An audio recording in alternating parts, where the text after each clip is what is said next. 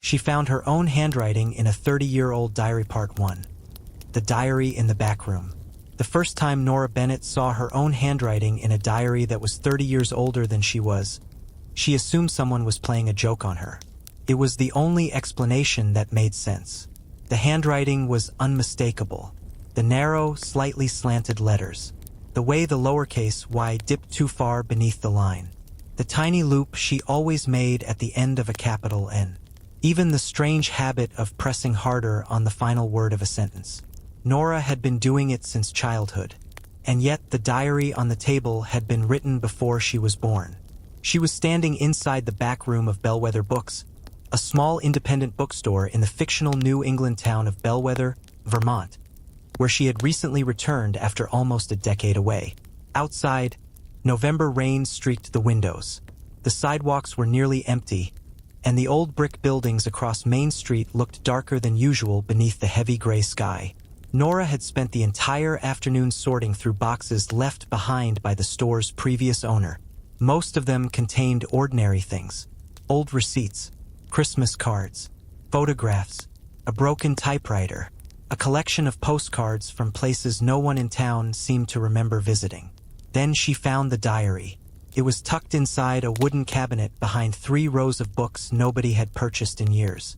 The cover was dark green leather, worn at the corners and soft from age. There was no name on it. Nora carried it to the counter and wiped the dust away with her sleeve. She almost put it back. Then she noticed the date written inside. September 14th, 1996. Nora stared at it. She was born in 1997. That's impossible, she whispered. She turned the page. The first entries were written in a woman's handwriting. Elegant, careful, older than Nora's. The writer talked about Bellwether, the bookstore, the old train station, and a young man named Daniel who apparently worked at the town's newspaper. Nora read quickly, fascinated despite herself. Then, halfway through the diary, something changed. The handwriting became familiar, not similar. Familiar. Her stomach tightened.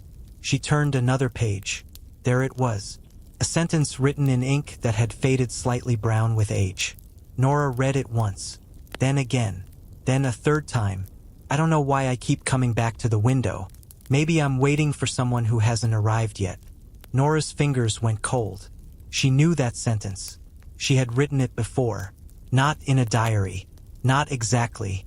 3 years earlier, during a lonely winter in Chicago, Nora had written the same sentence in an old notebook after spending an entire night staring through her apartment window. She remembered because she had hated how dramatic it sounded. She had even crossed it out. But the sentence in the diary wasn't merely similar. It was identical. Nora pulled her phone from her pocket and opened an old note she hadn't looked at in years. There it was. Same sentence. Same punctuation. Same strange phrase. Her heart began to pound. She flipped through the diary. More of her handwriting appeared. A sentence about rain. A thought about leaving home.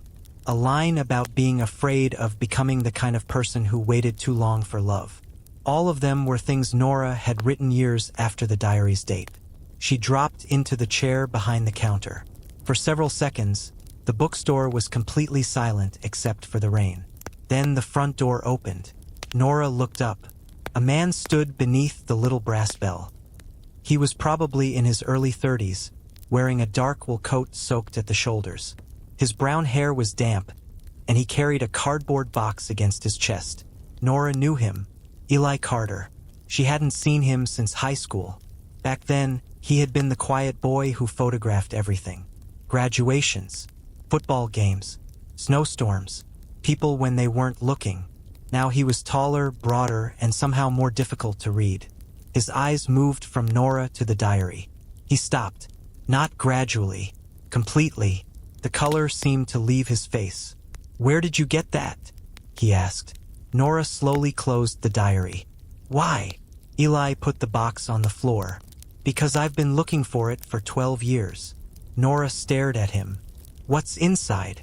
Eli didn't answer. Instead, he walked toward the counter.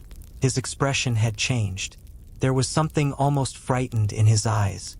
"Nora," he said quietly, You need to put that diary back exactly where you found it." She looked down at the green leather cover. "Why?" "Because the last person who read it disappeared." The rain continued tapping against the windows. Nora looked at Eli, then at the diary. "Who?" Eli hesitated. "My mother." Nora's breath caught. She knew Eli's mother. Everyone in Bellwether did. Clara Carter had vanished in October 1996, 30 years ago, 6 months before Nora was born. The official story was that Clara had left town voluntarily.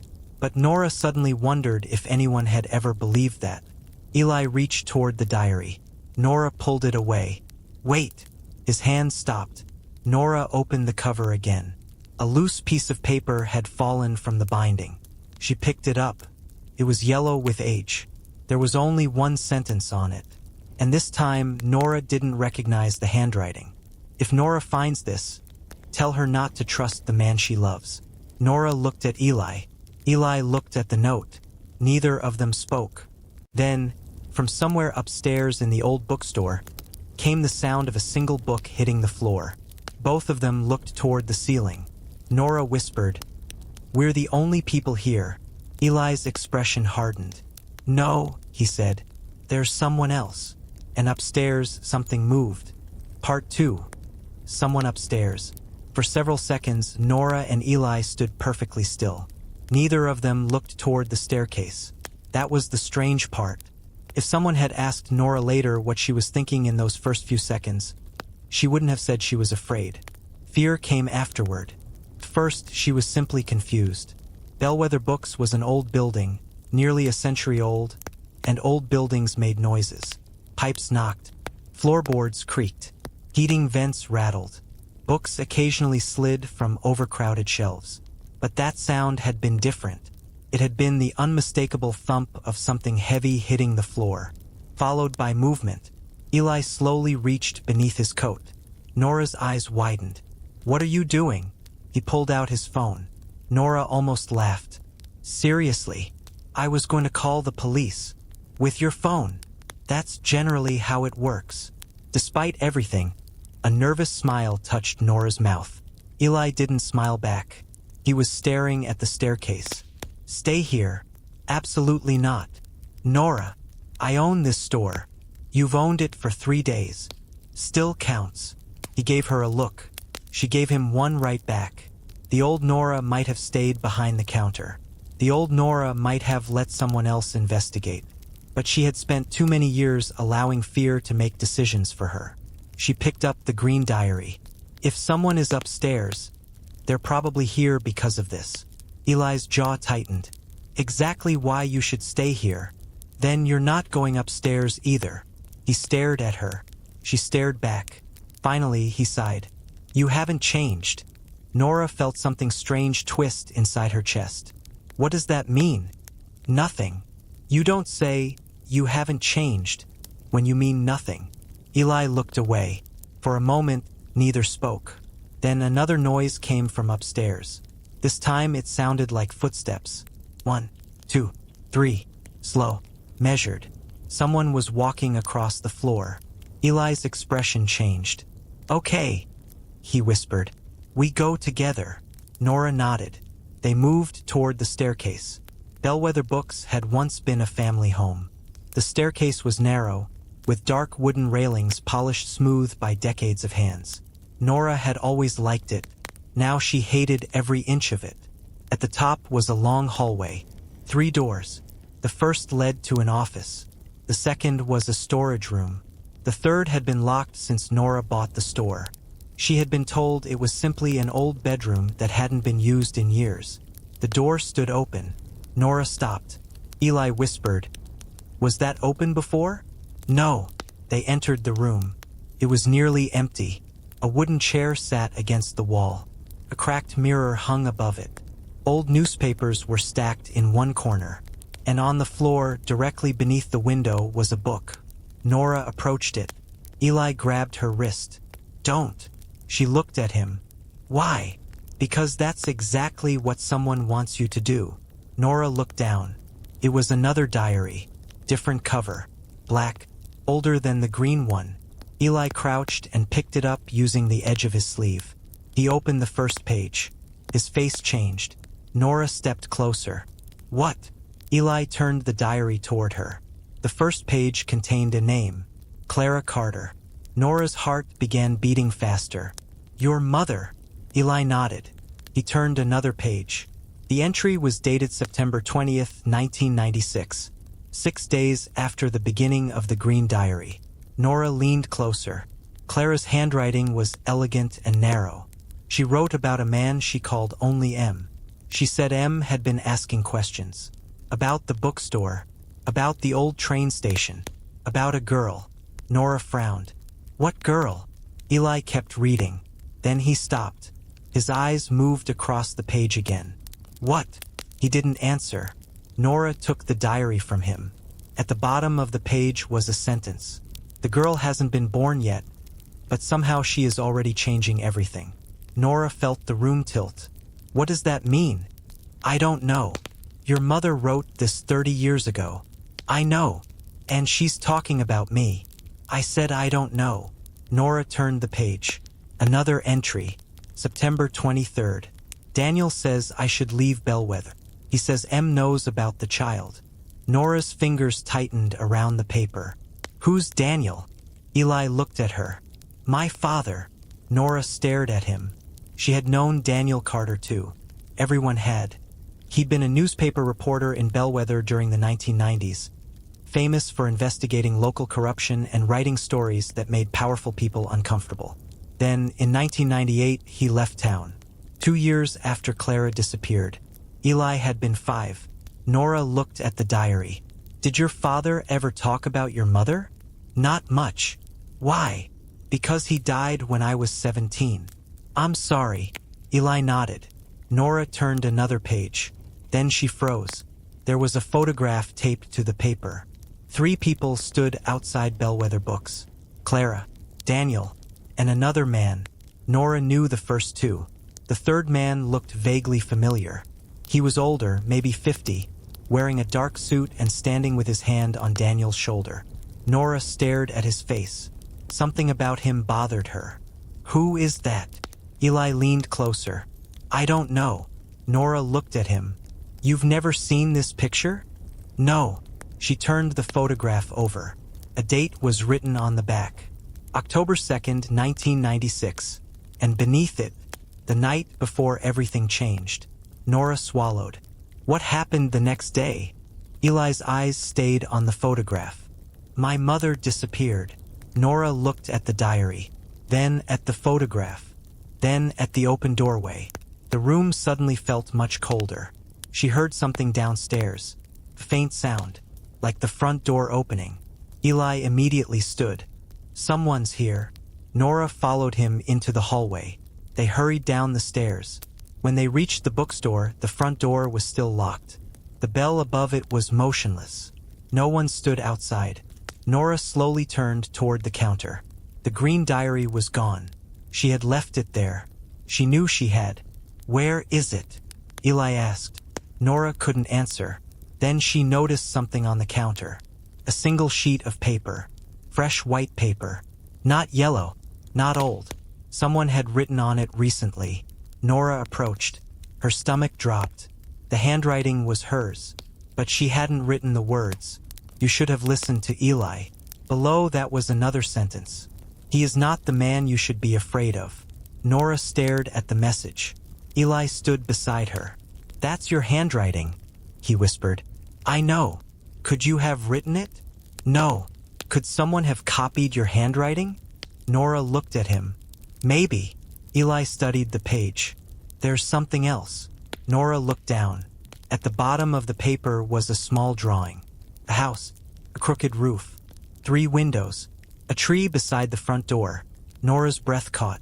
She knew that house. She had drawn it hundreds of times as a child, but she had never known where it was. Her mother had always thrown the drawings away, except for one. Nora remembered it suddenly. A childhood drawing she'd kept in a box until she was 18. A house she'd called the Blue House. She had dreamed about it repeatedly when she was little. In every dream, someone stood behind one of the upstairs windows. Someone Nora could never see clearly. She looked at Eli. I know that house. Eli's expression became guarded. Where? I don't know. Then how do you know it? Nora shook her head. I just do. Eli reached for his phone. I'm going to call someone. Who? My uncle. Why? Because if this house is what I think it is, he may know where it is. Nora frowned. Who is your uncle? Eli looked toward the locked front door. Thomas Carter. Nora's heart stopped. Thomas Carter. The man who had owned Bellwether Books before her. The man who had sold it to Nora 3 days earlier. The man who had insisted the locked upstairs room was empty. The man who had never once mentioned a diary. Nora slowly whispered, Your uncle. Eli nodded. Then his phone rang. The caller ID showed one name, Thomas. Eli answered. He didn't say hello. He simply listened. The color drained from his face. Nora watched him. What did he say? Eli slowly lowered the phone. He asked if you found the diary. Nora's stomach tightened. How would he know? Eli looked at her. He said your mother called him this morning. Nora stopped breathing. My mother? Yes. That's impossible. Eli said nothing. Nora's mother had been dead for 11 years. And then Thomas spoke again through the phone. Eli's eyes widened. He put the call on speaker. An old man's trembling voice filled the bookstore. Nora, he said. She moved closer. Yes. There was a long silence. Then Thomas whispered, Your mother was never supposed to let you come back to Bellwether. The line went dead. Nora looked at Eli, and for the first time since discovering the diary, she understood something terrifying. The mystery wasn't about why her handwriting was in a 30-year-old diary. The real mystery was why so many people seemed to have been waiting for her to find it. Part 3, The Blue House. Nora didn't speak for nearly a minute after the call ended. Neither did Eli. The bookstore seemed to have changed around them. The same shelves stood against the walls. The same rain tapped against the windows. The same brass bell hung above the front door. Yet somehow nothing felt ordinary anymore. Nora looked at the phone in Eli's hand. Call him back. I tried. Again. Eli pressed the number. It rang once, twice, then went straight to voicemail. Nora folded her arms. What exactly did your uncle mean? I don't know. You keep saying that. Because I don't know. Then find out. Eli looked at her. You think I'm enjoying this? No. Good.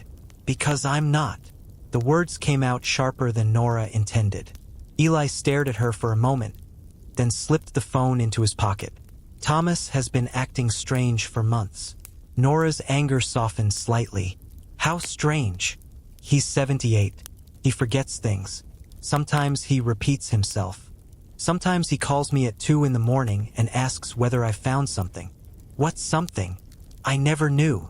Nora looked at the empty counter. The diary. Apparently, she picked up the handwritten note. The paper trembled slightly between her fingers. How did someone copy my handwriting? Eli studied it. I don't know. And why would they? To scare you. That's obvious. Then maybe you're asking the wrong question. Nora looked at him. What question should I ask? Eli pointed toward the drawing. Why that house? Nora stared at the little sketch. The crooked roof. The 3 windows. The tree. She could almost remember the smell of crayons. Her mother sitting at the kitchen table. A yellow lamp glowing above her. Nora drawing the same house over and over. Always the same. Always with one upstairs window shaded completely black. Her mother had hated those drawings. Nora remembered that now. Not disliked them. Hated them. Whenever Nora drew the house, her mother would quietly take the paper away. Don't draw that. Nora had once asked why. Her mother had answered, because it's not ours. Nora had assumed she meant the house. Now she wasn't sure. Do you know where it is? Eli asked. No. Think. I am thinking. Try harder. She glared at him. You always were terrible at comforting people. A faint smile appeared. That's not what I was trying to do. I noticed. For half a second, the tension broke. It was strange, almost comforting. Nora hadn't spoken to Eli Carter in years, yet some part of her still remembered the rhythm of arguing with him. In high school, they'd spent an entire summer fighting over whether a photograph could tell the truth. Eli had said it could. Nora had said photographs lied all the time. He'd taken a picture of her while she wasn't paying attention. When he showed it to her, she hated it. Not because she looked bad, because she looked happy. She'd been happy around him, and that had scared her. She pushed the memory away. Let's find the house. Eli nodded. How? Nora looked toward the back room. The diary.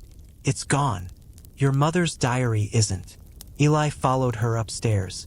They returned to the old bedroom. Clara's diary was still lying on the floor where they'd left it. Nora picked it up. She began flipping through the pages. Nothing. Names. Dates. Notes about Bellwether. References to Daniel. Repeated mentions of M. Then she found an entry dated September 29, 1996. Daniel found the house again. He says M doesn't know about it. I don't believe him. Nora read it aloud. Eli moved closer. Again. That's what it says. She turned the page. The house belongs to no one on paper. That's why they chose it. There are no utility records, no property taxes, no official address. Daniel says the old road was removed from county maps years ago. Nora's pulse quickened. That's impossible. Eli shrugged. In Bellwether? Not really. She continued. I hid the key where Nora will eventually find it. Nora stopped. Eli stared at the page. What? Nora's mouth had gone dry. Read it. I heard you. No. Read it. Eli took the diary. His eyes moved across the words. Then he looked at Nora. Your mother knew you'd find this. 30 years ago. Apparently. Nora turned another page. A single sentence occupied the entire sheet. The key is where she learned to count. Nora frowned. What does that mean? Eli shook his head. Then Nora remembered. Her mother's kitchen. The old wooden wall beside the pantry. When Nora was 6, her mother had taught her numbers there. 1, 2, 3, 4. She had drawn little stars beside each number. But there had been something else. A row of tiny brass hooks. Nora suddenly remembered hanging her school backpack there. She looked at Eli. I know where the key is. They drove 10 minutes through the rain to Nora's childhood home. Her mother had left it to her after she died. But Nora had never been able to stay there for more than a few days. Too many memories. Too many rooms that still seemed to contain pieces of a woman who was gone. The house was dark when they arrived. Nora unlocked the front door. Inside, everything smelled faintly of cedar and dust. Eli remained near the entrance. You okay? Nora nodded. Yes. It wasn't entirely true.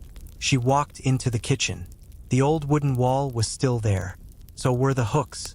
Nora ran her fingers beneath them. Nothing. She checked the cabinet. Nothing. Then she noticed something. One hook was newer than the others. She pulled it. A section of wood moved. Behind it was a narrow cavity. Inside sat a small brass key. Nora stared at it. Eli whispered, Your mother hid it here? Apparently. She picked it up. A tiny number was engraved on the handle. 17. 17, Eli said. Nora looked at him. Why 17? He didn't answer. Instead, he opened Clara's diary. The pages fluttered in the draft.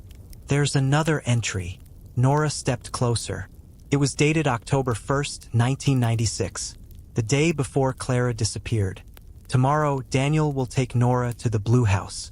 He doesn't know what is waiting there. I wish I could stop him, but if I tell him the truth, M will know I betrayed him. Nora's face went pale. Daniel took me there? Eli's expression was unreadable. You were barely born. Then why does she say Nora? Maybe she meant someone else. She didn't. Nora turned the page. Nothing. The next entry was dated October 3rd. Daniel is gone. Nora is safe. For now. Eli went still. Daniel disappeared? Nora looked at him. Your father didn't leave town in 1998. Eli shook his head. No. The room suddenly felt colder. What? My father told everyone he was leaving in 1998, but he actually disappeared in 1996. Nora stared at him. Then who came back? Eli's face hardened. I don't know. Neither of them noticed the sound outside. Car engine. Nora looked through the kitchen window. Headlights moved slowly across the wet driveway, then stopped. Someone was sitting in the vehicle, watching the house. Eli stepped toward the window. Turn off the lights. Nora did. The kitchen went dark. The car remained. Do you know who that is? Nora whispered. No. The driver's door opened. A man stepped out. He stood beneath the rain. Nora couldn't see his face. Then he walked toward the house. Eli grabbed Nora's arm. Back door. They moved silently through the kitchen. Nora clutched the brass key. They reached the back door. Before Eli could open it, Nora stopped. Wait. What? She looked at the key. Then at the number. 17. There's something wrong. Now? The key isn't for the blue house. How do you know? Nora turned it over. On the back was a tiny engraving. Not a number. A letter. B. Eli's eyes narrowed. Bellwether. Nora shook her head. Maybe. A loud knock came from the front door. Both froze. Another knock. Then a man's voice. Nora. Her heart stopped. She knew that voice. It belonged to Thomas Carter. Eli stared at her. How did he get here? Nora didn't answer. The voice came again. Please open the door. Eli moved toward the hallway. Nora whispered, Don't. That's my uncle. Maybe. He turned. What does that mean? Nora pointed toward the front window. The car was still visible through the darkness. But now she could see the silhouette of the man standing outside. He wasn't old. He was tall, broad-shouldered, and definitely not 78 years old. Eli looked at the figure, then at Nora. The man outside knocked again. Nora, I know you're in there. Eli whispered, That's not Thomas. Nora's fingers tightened around the key. Then she noticed something through the window. The man outside had turned his face toward the glass. Even in the darkness, Nora could see his eyes. And suddenly, she remembered them. Not from yesterday, not from high school, from somewhere much earlier. A memory she hadn't thought about in decades. A little girl sitting beneath a kitchen table. Her mother screaming. A man's voice saying, Don't let her see your face. Nora stumbled backward. Eli caught her. What happened? Nora couldn't breathe. The stranger outside slowly smiled. Then he lifted one hand. In it was the green diary. Nora's blood ran cold. He held it against the glass. And beneath it, taped to the cover, was a photograph. A photograph of Nora as a newborn. On the back of the photograph were 4 words. She remembers everything now. Part 4. The photograph. Nora couldn't move. The photograph pressed against the window seemed to glow in the darkness. A baby. Her baby face. A hospital blanket. Tiny knitted cap. And written across the back, in faded blue ink, she remembers everything now. Nora stared at the stranger outside. How does he have that? Eli didn't answer. His hand tightened around her arm. Nora, we're leaving. Wait. No. My mother kept that photograph. You don't know that. I do. Nora's voice trembled. I saw it. Her mother had kept a small wooden box beneath her bed. Nora had discovered it when she was 12. Inside were photographs, letters, a silver necklace, and a hospital bracelet with Nora's name on it. She remembered one photograph in particular, the same one. Her mother had snatched it from Nora's hands and locked the box away. Nora had never seen it again, until tonight. Outside, the stranger lowered the diary. Then he turned. He walked toward the driveway. Eli pulled Nora away from the window. Stay here. Where are you going? To make sure he doesn't come around back. That's stupid. Probably. He moved toward the rear door. Nora followed. You're not going alone. Eli stopped. Nora, I've already been dragged into this. That's exactly why I don't want you involved. Too late. Something in her voice made him stop arguing. They stepped outside. The rain had become heavier. The stranger was gone. The driveway was empty except for the car. Eli looked toward the road. Nothing. Then he noticed something on the ground. A wet envelope. He crouched and picked it up. Nora saw her name written on it. Not printed. Handwritten. In her handwriting. She stared at it. Open it. Eli did. Inside was a single photograph. Not of Nora. Of a house. A small blue house surrounded by trees. Nora recognized it instantly. She felt a pressure behind her eyes. This is it. Eli stared at the picture. Where? I don't know. You've seen it. In dreams. Eli looked at her. Nora almost laughed at how ridiculous that sounded. But she couldn't, because the house in the photograph was exactly the house she had drawn as a child. Same crooked roof. Same 3 windows. Same tree beside the door. Except the photograph showed something her childhood drawings never had. A mailbox. Eli took the photograph closer to the porch light. There was a number on it. 17. Nora looked at the brass key. 17. Eli nodded. That's not a coincidence. No. He turned the photograph over. Another message was written there. The house remembers what people forget. Nora swallowed. Who wrote that?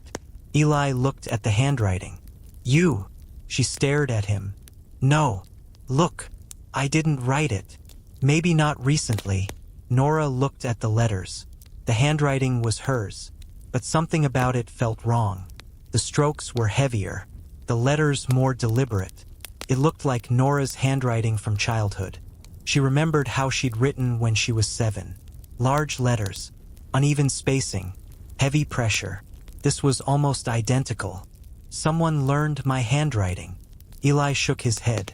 Maybe. Then we need to find out who. A branch snapped behind them. Both turned. Nothing. Eli pulled Nora toward the car. We're going. Where? Somewhere with cameras and locks. That's not an answer. The police station. Nora stopped. No. Why? Because if someone has been manipulating this for 30 years, I don't know who we can trust. Eli stared at her. Then where? Nora looked down at the photograph. The blue house. He sighed. Of course. They drove 20 minutes outside Bellwether. Eli knew the old roads better than Nora did. He took them beyond the town limits, past farms and abandoned barns, then onto a narrow road that appeared to have been forgotten by everyone except the trees. The rain had stopped. Fog had begun settling between the hills. Nora watched the landscape through the windshield. Something felt familiar. A bend in the road. An old stone wall. A broken sign. Then she saw it. A white birch tree split near the middle. Nora suddenly whispered, "Turn left." Eli looked at her. Why? Left. He turned. A narrow dirt road disappeared into the woods.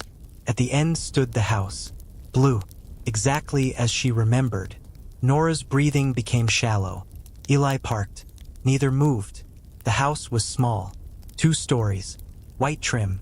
3 upstairs windows. A porch with a single wooden chair. And beside the front door stood an old mailbox. Number 17. Nora reached for the brass key. Eli touched her hand. Wait. She looked at him. Before we go inside, I need to tell you something. What? My uncle didn't call me tonight. Nora frowned. What? I lied. Why?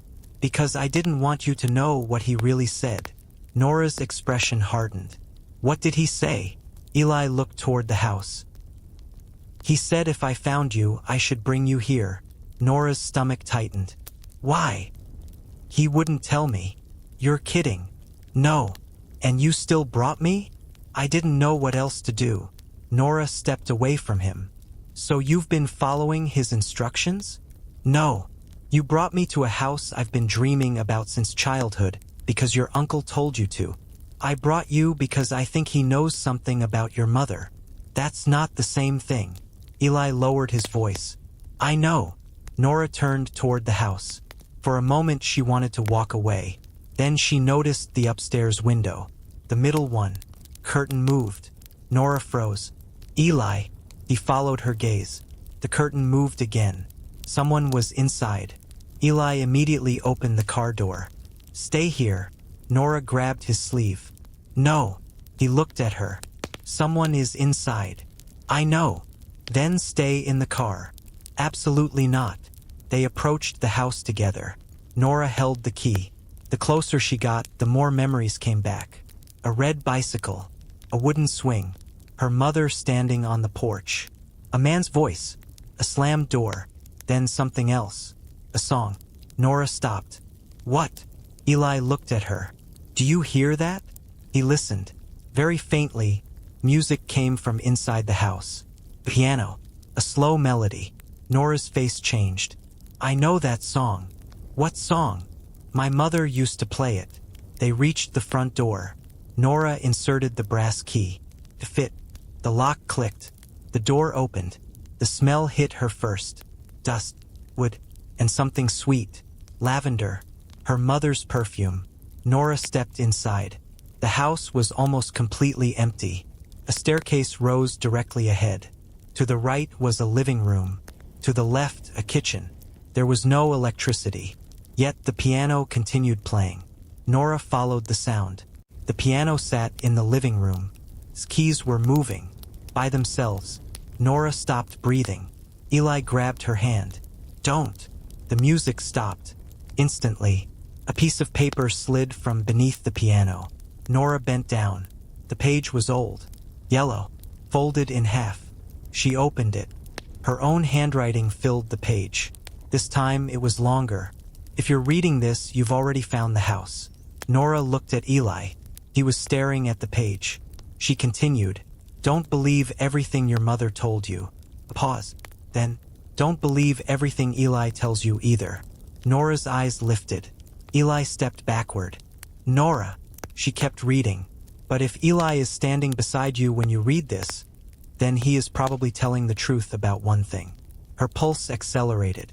The final line was written darker than the others.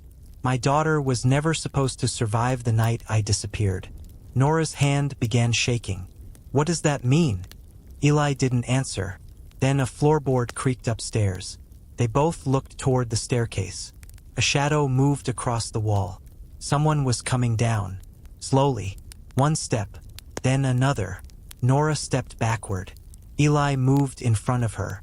A figure appeared at the top of the stairs. An elderly woman. Gray hair.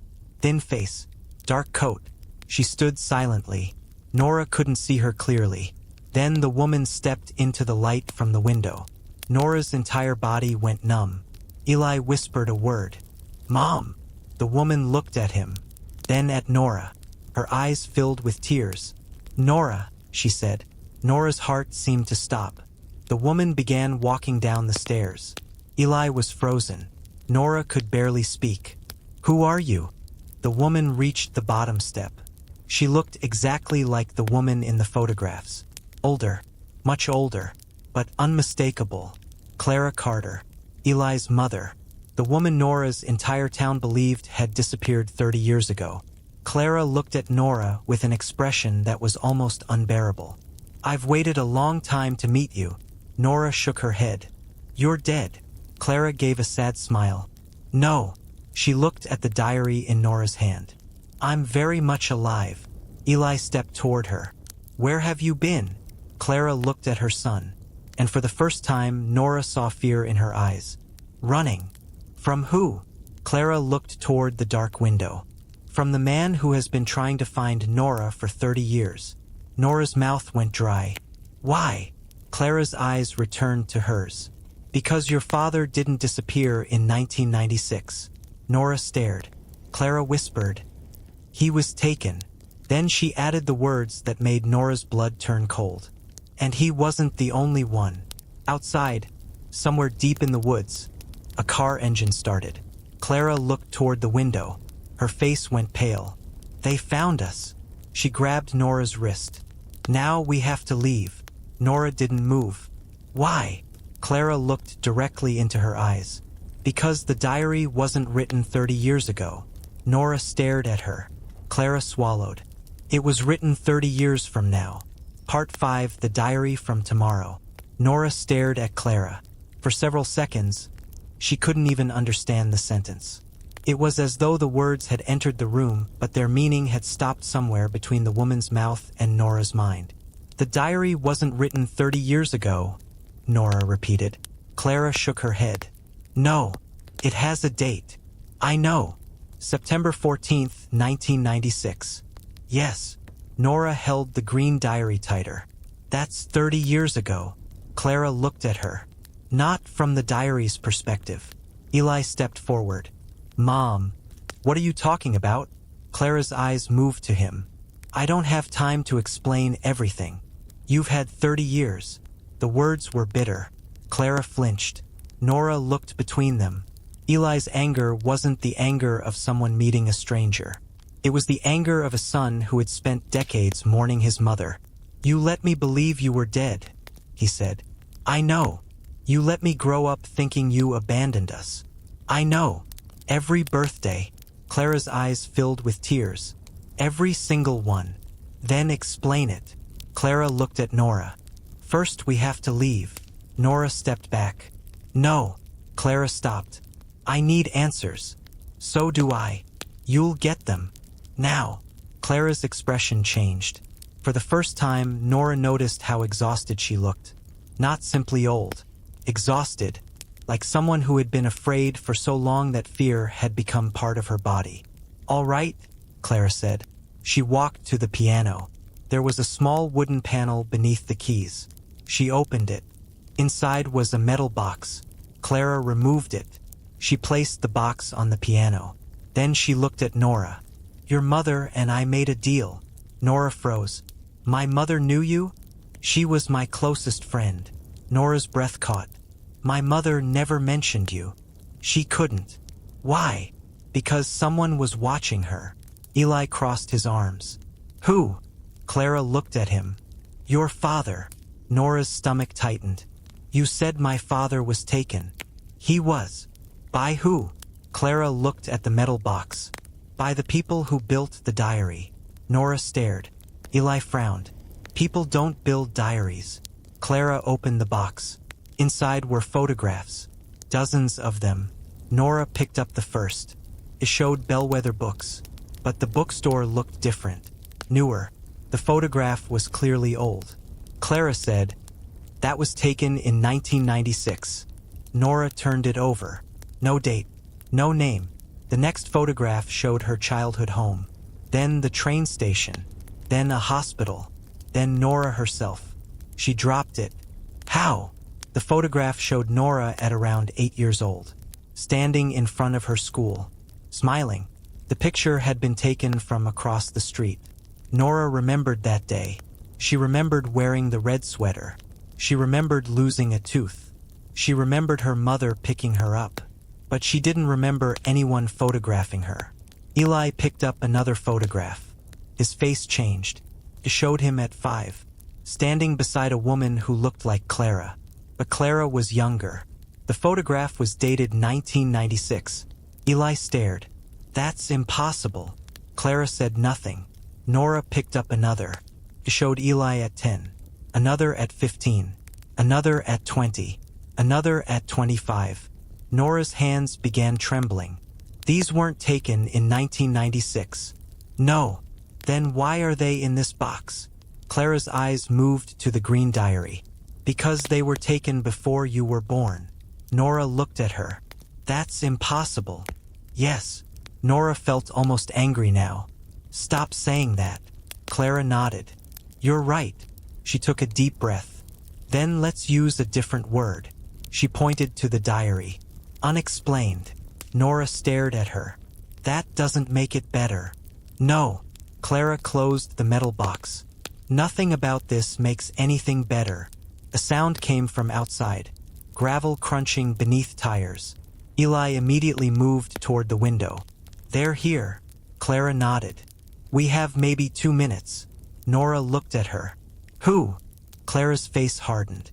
The Bellwether Foundation. Eli frowned. What foundation? You've heard of them. No.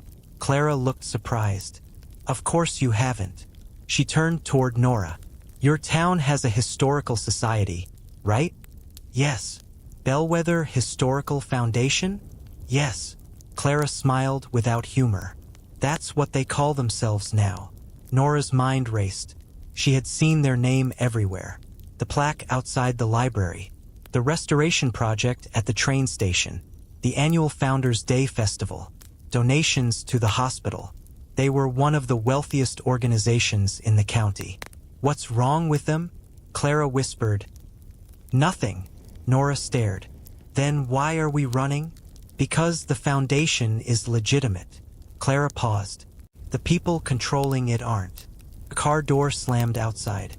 Eli moved toward the back of the house. How do we get out? Clara pointed toward the kitchen. There's a cellar. Nora followed her. They crossed the kitchen and opened a wooden door beneath the stairs. A narrow staircase descended into darkness. Eli looked down. You're kidding. No. You expect us to go into a basement? Clara gave him a look. I raised you better than this. Apparently not. For the first time, Clara almost smiled.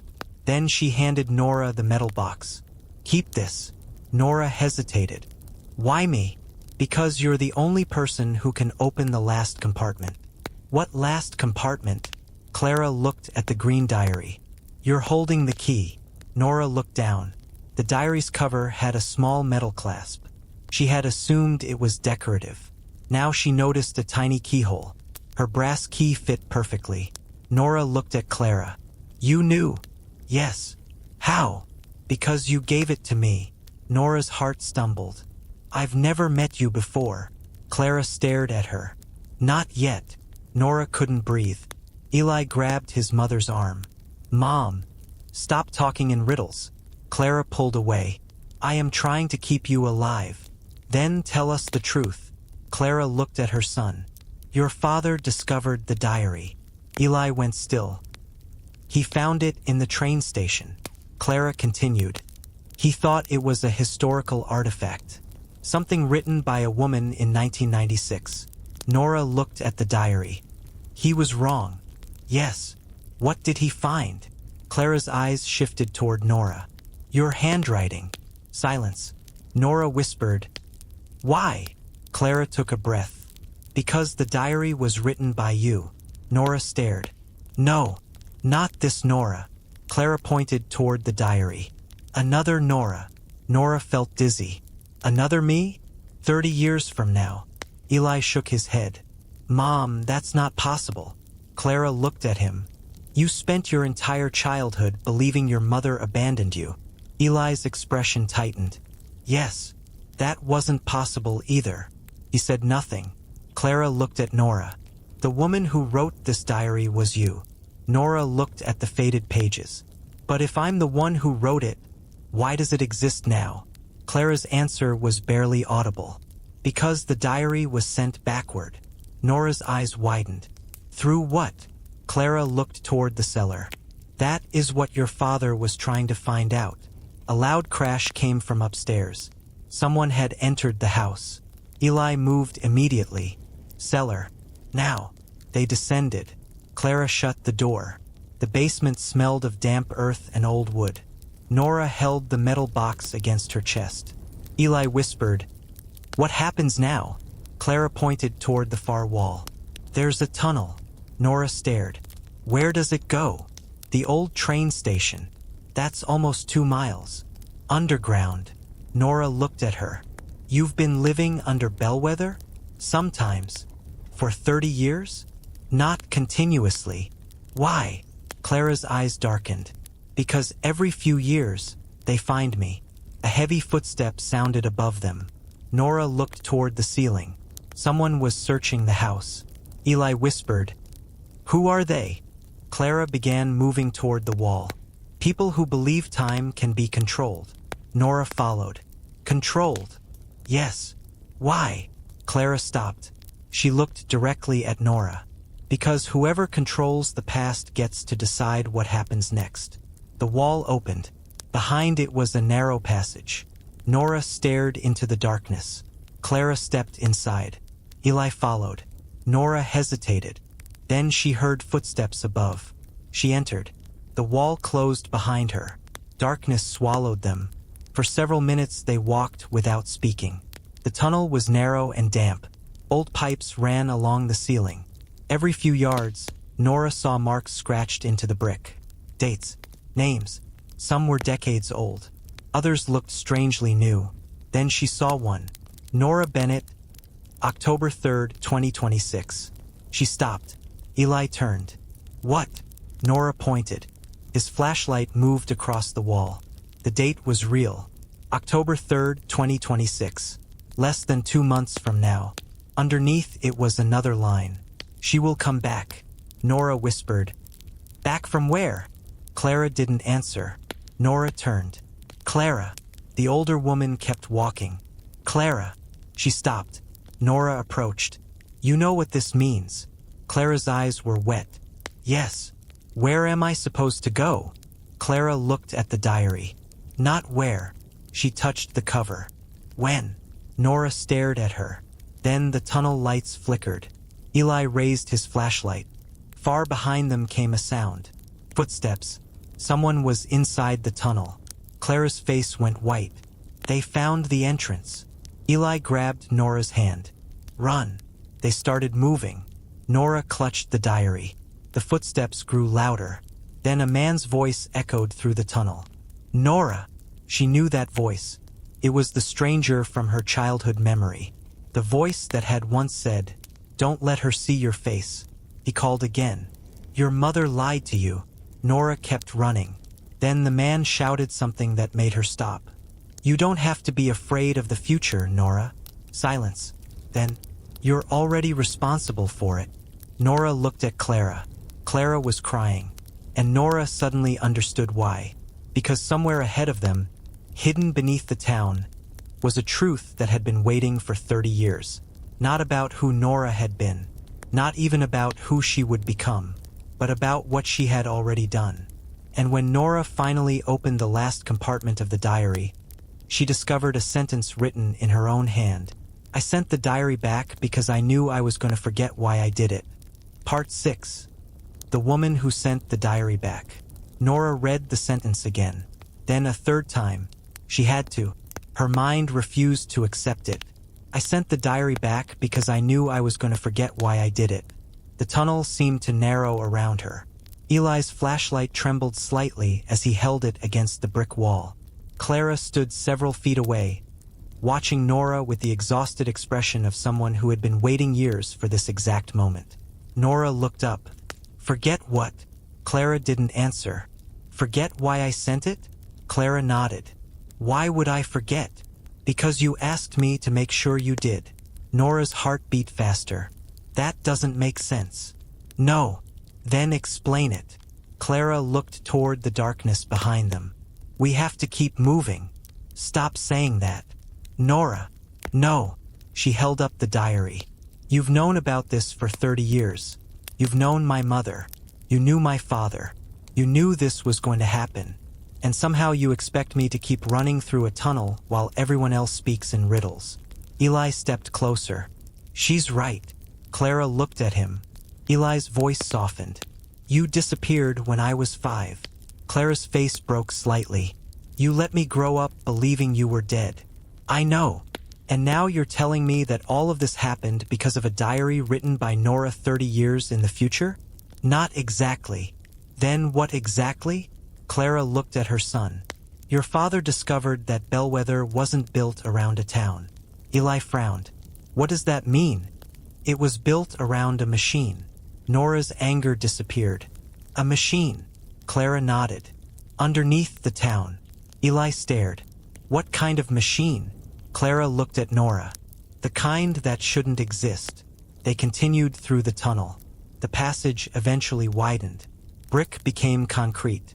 Old pipes became cables. The walls were covered with metal panels. Nora ran her fingers across one. This isn't 30 years old. No, Clara said. How old? Some of it hasn't been built yet. Nora stopped walking. Eli stopped too. What does that mean? Clara pointed toward a panel. A small metal plate was attached to it. There was a date. 2047. Nora stared. That's 21 years from now. Yes. How is this here? Clara looked away. That's the question your father spent his life trying to answer. Nora felt a strange pressure in her chest. What happened to him? Clara finally looked at Eli. Daniel didn't disappear. Eli's expression hardened. You said he was taken. He was. By the Foundation? By someone working for them. Who? Clara didn't answer immediately. Then she said, Your father. Eli froze. Nora looked between them. What? Clara's voice became quiet. Daniel wasn't the man you thought he was. Eli shook his head. No. He was working with them. No. He helped build the first version of the machine. Eli stepped backward. My father was a reporter. He was both. You're lying. Clara closed her eyes. I wish I were. Eli turned away. Nora could see the shock in his face. His entire childhood had been built around a story. His father was a brave reporter. His mother disappeared. His father eventually left Bellwether. It had always seemed tragic. Now it was something else. A cover story. Nora looked at Clara. Why would my father build a time machine? Clara corrected her. Not a time machine. What then? A memory machine. Nora stared. Clara continued. Daniel discovered that the machine couldn't safely move people through time. So it moved memories? Sometimes. Sometimes. Memories. Objects. Information. Small things. Nora looked down at the diary. The diary. Yes. That's why my handwriting is in it. Yes. Nora felt a chill. Then I didn't write the diary 30 years ago. Clara nodded. You wrote it 30 years from now. And it was sent backward. Yes. Why? Clara's face tightened. Because your future self discovered something. What? That the machine wasn't simply sending things backward. Nora waited. Clara whispered. It was changing people. A distant metallic sound echoed through the tunnel. Eli looked behind them. We need to go. Clara nodded. They moved faster. The tunnel ended at a steel door. Clara pulled out a key. Nora recognized it. It was identical to the brass key she carried. How many copies are there? 2. Where's the other? Clara looked at her. You have it. Nora inserted the key. The door opened. Beyond it was a room unlike anything Nora had ever seen. Huge. Circular. Rows of old computers lined the walls. Glass panels covered the ceiling. At the center stood a machine. It looked almost like a giant ring of black metal. Inside the ring was nothing. No glass. No wires. Just empty space. Nora stepped inside. Eli whispered, What is this? Clara said, The archive. Nora looked around. Archive of what? People. There were thousands of small metal drawers. Each had a name. Nora walked toward the nearest row. She read the labels. Harris, Jonathan, Miller, Elaine, Carter, Daniel. She stopped. Her father's name. Eli saw it. He stepped forward. Open it. Clara grabbed his arm. No, that's my father. That's why you can't. Eli pulled away. 30 years, Mom. I know. 30 years. His voice echoed across the room. Open it. Clara looked at Nora. Nora understood. What's inside? Clara whispered. His last memory. Eli stared. His last memory? Yes. Then why haven't you opened it? Because Daniel asked me not to. Eli laughed bitterly. He's dead. Maybe. Silence. Nora looked at Clara. What do you mean, maybe? Clara's eyes moved toward the machine. Daniel was never recovered. Eli went still. You told me he died. I told everyone that. Why? Because the Foundation needed you to believe it. Why? Clara swallowed. Because they were looking for you. Eli's face hardened. For what? Clara looked at Nora. For the same reason they're looking for her. Nora stepped closer. What do we have in common? Clara answered softly. You both have memories that don't belong to you. Nora's blood ran cold. What? Clara pointed toward the center machine. Your mother discovered something before you were born. Nora felt her pulse in her throat. She discovered that the machine could move memories backward. Yes, and she used it? Once. To send my handwriting? No. Clara's voice broke.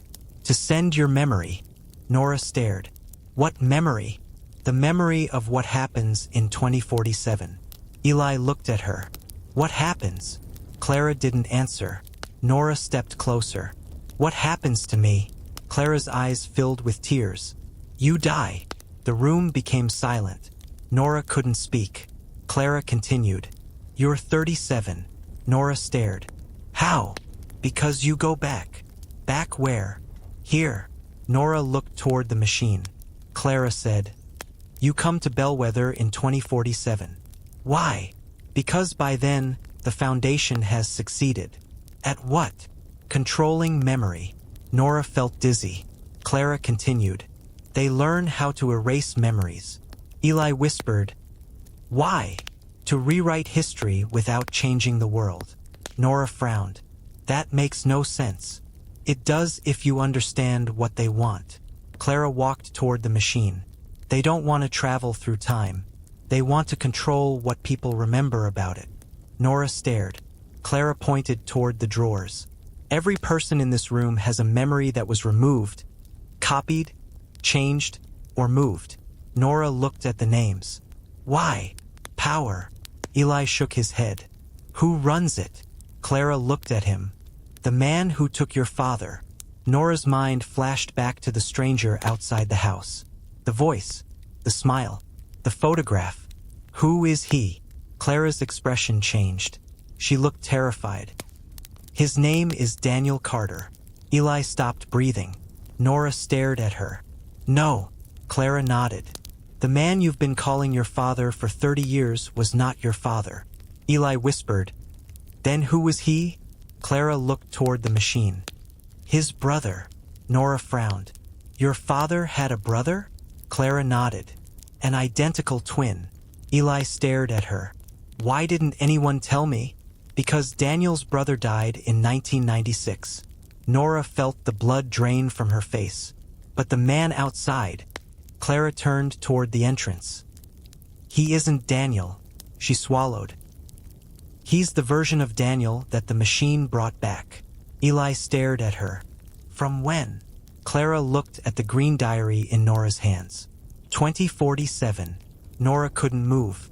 The footsteps from the tunnel were getting louder. Clara grabbed her hand. We need to activate the machine. Why? Because the only reason you survived the future is because you sent the diary back. Nora shook her head. You said I died. I said the future version of you died. Then who sent it? Clara stared at her, and Nora saw the answer before Clara said it. You did. Nora's stomach dropped.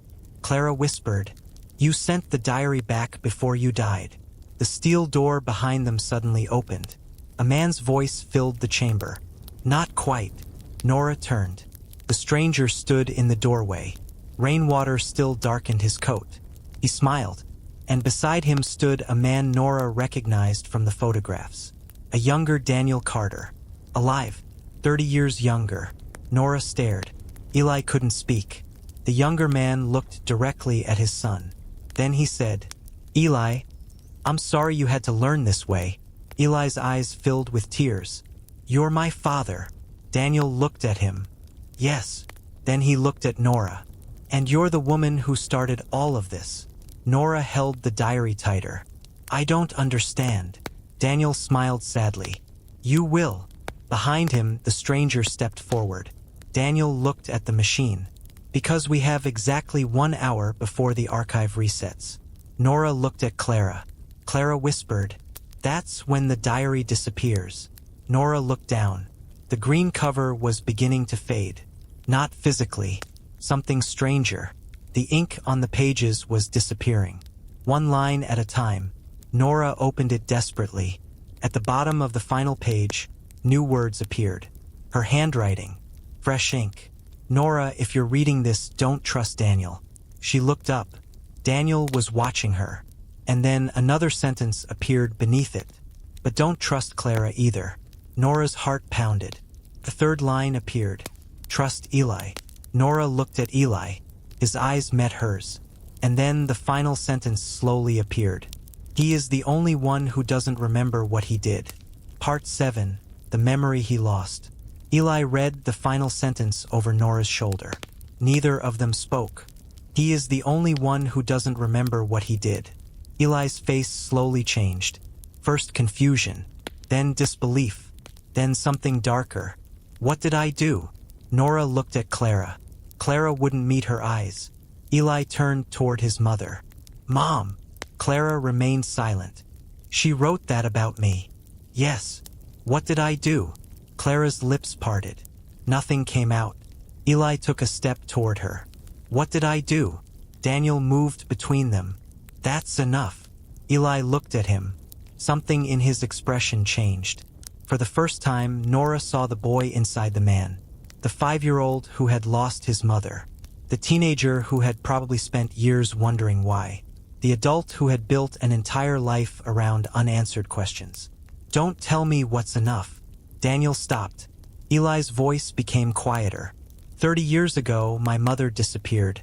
My father disappeared. I was told one story after another until I didn't know which version of my childhood was real. He looked at Clara.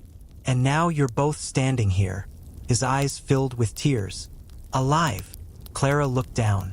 Eli laughed once. It wasn't a happy sound.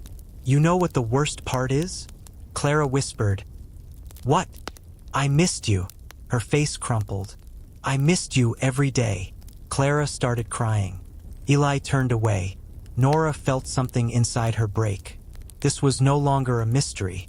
Not entirely. It was a family. A broken family. And somehow she had been pulled into the center of it. Daniel stepped toward the machine. Time is running out. Nora turned. You're not going anywhere. Daniel looked at her. Neither are you. What does that mean? He pointed toward the diary. Your future self didn't send that diary here to save you. Nora's grip tightened. Then why? To bring you back. Back to what? Your memory. Nora stared. Daniel walked toward a console. Your mother lied about what the archive does. Clara immediately said, Don't listen to him. Daniel ignored her. It doesn't erase memories. He pressed a button. A section of the wall lit up. A recording appeared. A woman stood inside a white room. Nora recognized her immediately. Herself. But older. Much older. 37. Her hair was shorter. There was a thin scar near her left eyebrow. She looked exhausted and terrified. Nora stepped closer. The recording Nora looked directly into the camera. If you're seeing this, the first transmission worked. Nora's breath caught. Eli stared. The woman continued. Don't believe anyone who tells you the archive changes history. She looked over her shoulder. Someone was approaching outside the room. Future Nora spoke faster. It doesn't change history. Pause. It changes the people who remember it. Nora looked at Clara. Clara was crying silently. Future Nora continued. That's why I sent the diary backward. Her eyes filled with tears. I knew I wouldn't remember doing it. Nora whispered, Why? The future version looked directly into the camera. Because I couldn't trust myself. The recording flickered, then stabilized. Future Nora leaned closer. If you're watching this, you've already met Eli. Eli's expression changed. The recording continued. Trust him. Nora looked at Eli. Future Nora smiled sadly. Not because he's innocent. Eli froze. He's not. The room became silent. He's guilty. Eli whispered. What? Future Nora continued. But he doesn't know why. The screen went black. Eli stared at it. What did I do? Daniel answered. You helped build the archive. No, you did. I've never seen this place. You were 5. Daniel turned toward him. That's the problem. Eli stared. Daniel continued. The archive doesn't require adults. Nora felt cold. What are you saying? Daniel looked at her. Children are easier. Clara stepped forward. Stop. Daniel ignored her. Children don't question missing memories. They accept whatever adults tell them. Eli's face went pale. You're saying you used me? Yes. How? Daniel looked toward the drawers. Your mother and I discovered that the machine could store memory patterns. We thought we could use it to preserve important information. Then what happened? Someone realized memories could be edited. Clara spoke. Daniel wanted to shut it down. Daniel looked at her. Eventually, Clara's eyes hardened. Don't rewrite this. I am not rewriting anything. You were going to use it. Daniel didn't answer. Nora stepped between them. What happened to me? Both turned toward her. Nora's voice shook. My future self sent this diary backward. My mother knew. My father knew. And somehow Eli was involved. She pointed at the machine. So what happened to me? Daniel looked at her. You discovered the truth. What truth? That the archive had been used on you. Nora's breath stopped. By whom? Daniel said nothing. Clara closed her eyes. Nora turned toward her. Mom. Clara whispered. I'm sorry. Who? Clara's voice broke. Your mother. Nora stared. She used it on me? Yes. Why? To protect you. Nora laughed bitterly. From what? Clara looked toward the recording. From remembering your father. Nora froze. My father? Your real father? Nora stared. I thought Daniel was my father. Clara shook her head. Not Daniel. She pointed toward Eli. His brother. Nora looked at Daniel, then at Eli, then back at Clara. Wait. The pieces moved in Nora's mind. Too quickly. She couldn't catch them. You're telling me my father was Daniel's twin? Yes. And he was taken? Yes. And my mother erased my memory of him? Yes. Why? Clara looked at Nora. Because your father discovered what you were capable of. Nora frowned. What am I capable of? Clara looked at the machine. You're compatible with it. Nora stared. That's not an answer. It's the only answer I have. Daniel stepped forward. You're the only person we've found who can enter the archive without losing your identity. Nora stared at him. Why?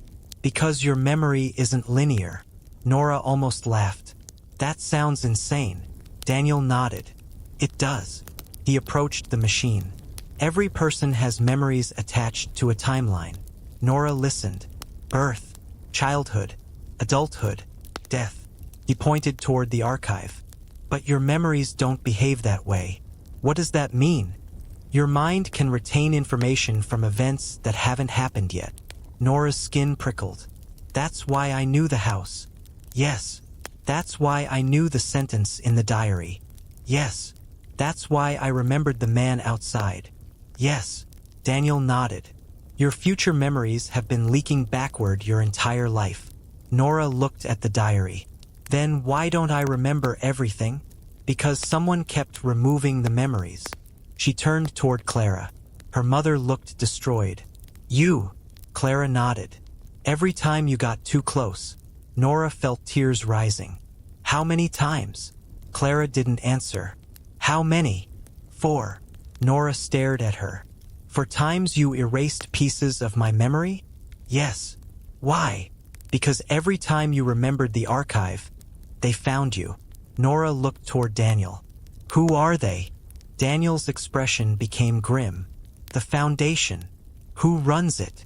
Daniel didn't answer. Nora looked at Clara. Clara shook her head. Then Eli spoke. I know. Everyone turned. Eli was staring at the machine. I've seen him. Nora moved toward him. Who? Eli touched his temple. I don't know. Think. I am. His breathing became uneven. I remember being a kid. Clara moved toward him. Eli, don't.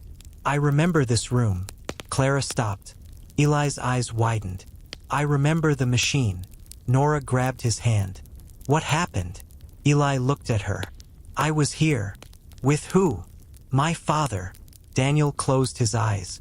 Eli's voice trembled. And you? Nora went still. Me? You were a kid too. Nora stared. I was born in 1997. Eli shook his head. No. He looked at her. You were older. Nora's pulse accelerated. How old? About 8. She couldn't breathe. Eli squeezed his eyes shut. I remember you crying. Clara whispered. Eli, I remember someone holding you. Who? Eli opened his eyes. Your father. Nora's world tilted. That's impossible. He was trying to hide you. From who? Eli looked toward Daniel. Daniel's face had gone pale. From him. Nora followed Eli's gaze. Daniel wasn't looking at them. He was looking at the doorway. Nora turned. A man stood there, older than Daniel. Same face, same eyes, but something about him was different, colder. He smiled. Eli stepped backward. No, the man said, Hello, son. Eli stared. Nora looked at Daniel, then at the stranger. 2 identical men, one younger, one older. She suddenly understood. Daniel wasn't the only one who had been brought backward. The archive had been moving people too. The older man stepped into the room. Clara whispered, That's the real Daniel. Nora stared. The younger Daniel looked toward his older self. The older man smiled. Still lying to them, brother? Nora's heart pounded. Eli couldn't move. The older Daniel looked at him. I've waited 30 years for you to remember. Eli whispered. Remember what? The older Daniel smiled. Who you killed. Eli's face went white. Nora grabbed his hand. Don't listen to him. But Eli was already shaking. A memory hit him. Nora could see it happen. His eyes changed. His breathing stopped.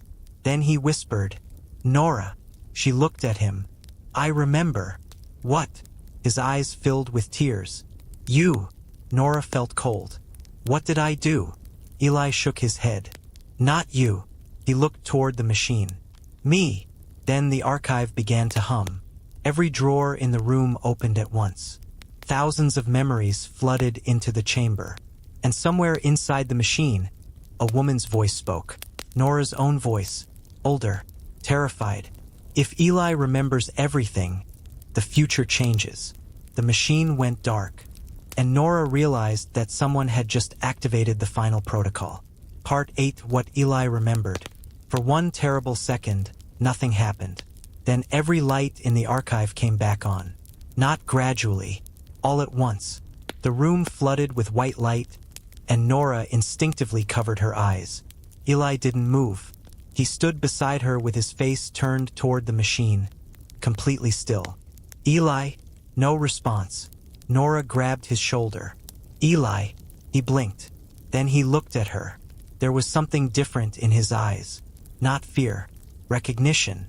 As though he'd just returned from somewhere very far away. What do you remember? Nora asked. Eli opened his mouth. Nothing came out. The older Daniel smiled. Let him breathe. Nora turned sharply. Shut up. The older man laughed. Still exactly like your mother. Clara stepped between them. Daniel. The older Daniel looked at her. Clara. She flinched at the sound of her name. You shouldn't be here. Neither should you. You know what happens if you stay. Daniel glanced toward the machine. Yes. Clara's eyes hardened. Then leave. After 30 years? He smiled. I think I've earned the right to see how this ends. Nora stepped forward. Who are you? The older Daniel looked at her. For the first time, his smile disappeared. You already know. No, I don't. Not consciously. Nora's skin prickled. He walked closer. That's the problem with memory. People think forgetting something makes it disappear. He tapped his temple. It doesn't. Nora took a step back. Stay away from me. Why? Because you were outside the house. Yes. You followed us. Yes. You've been watching me. For a very long time. Nora felt sick. Why? The older Daniel looked toward the diary. Because you were always going to find it. Nora held it against her chest. You sent it. No. Then who did? He smiled. You did. Nora shook her head. That's what everyone keeps saying.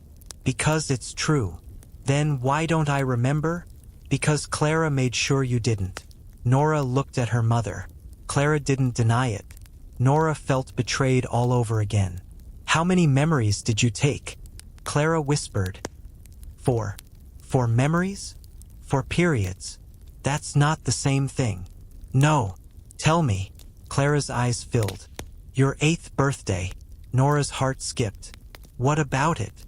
You remembered your father. Nora stared. I remember my 8th birthday. Not all of it. A fragment surfaced. A backyard. A cake. Blue frosting. Her mother crying in the kitchen. A man standing near the fence. Nora frowned.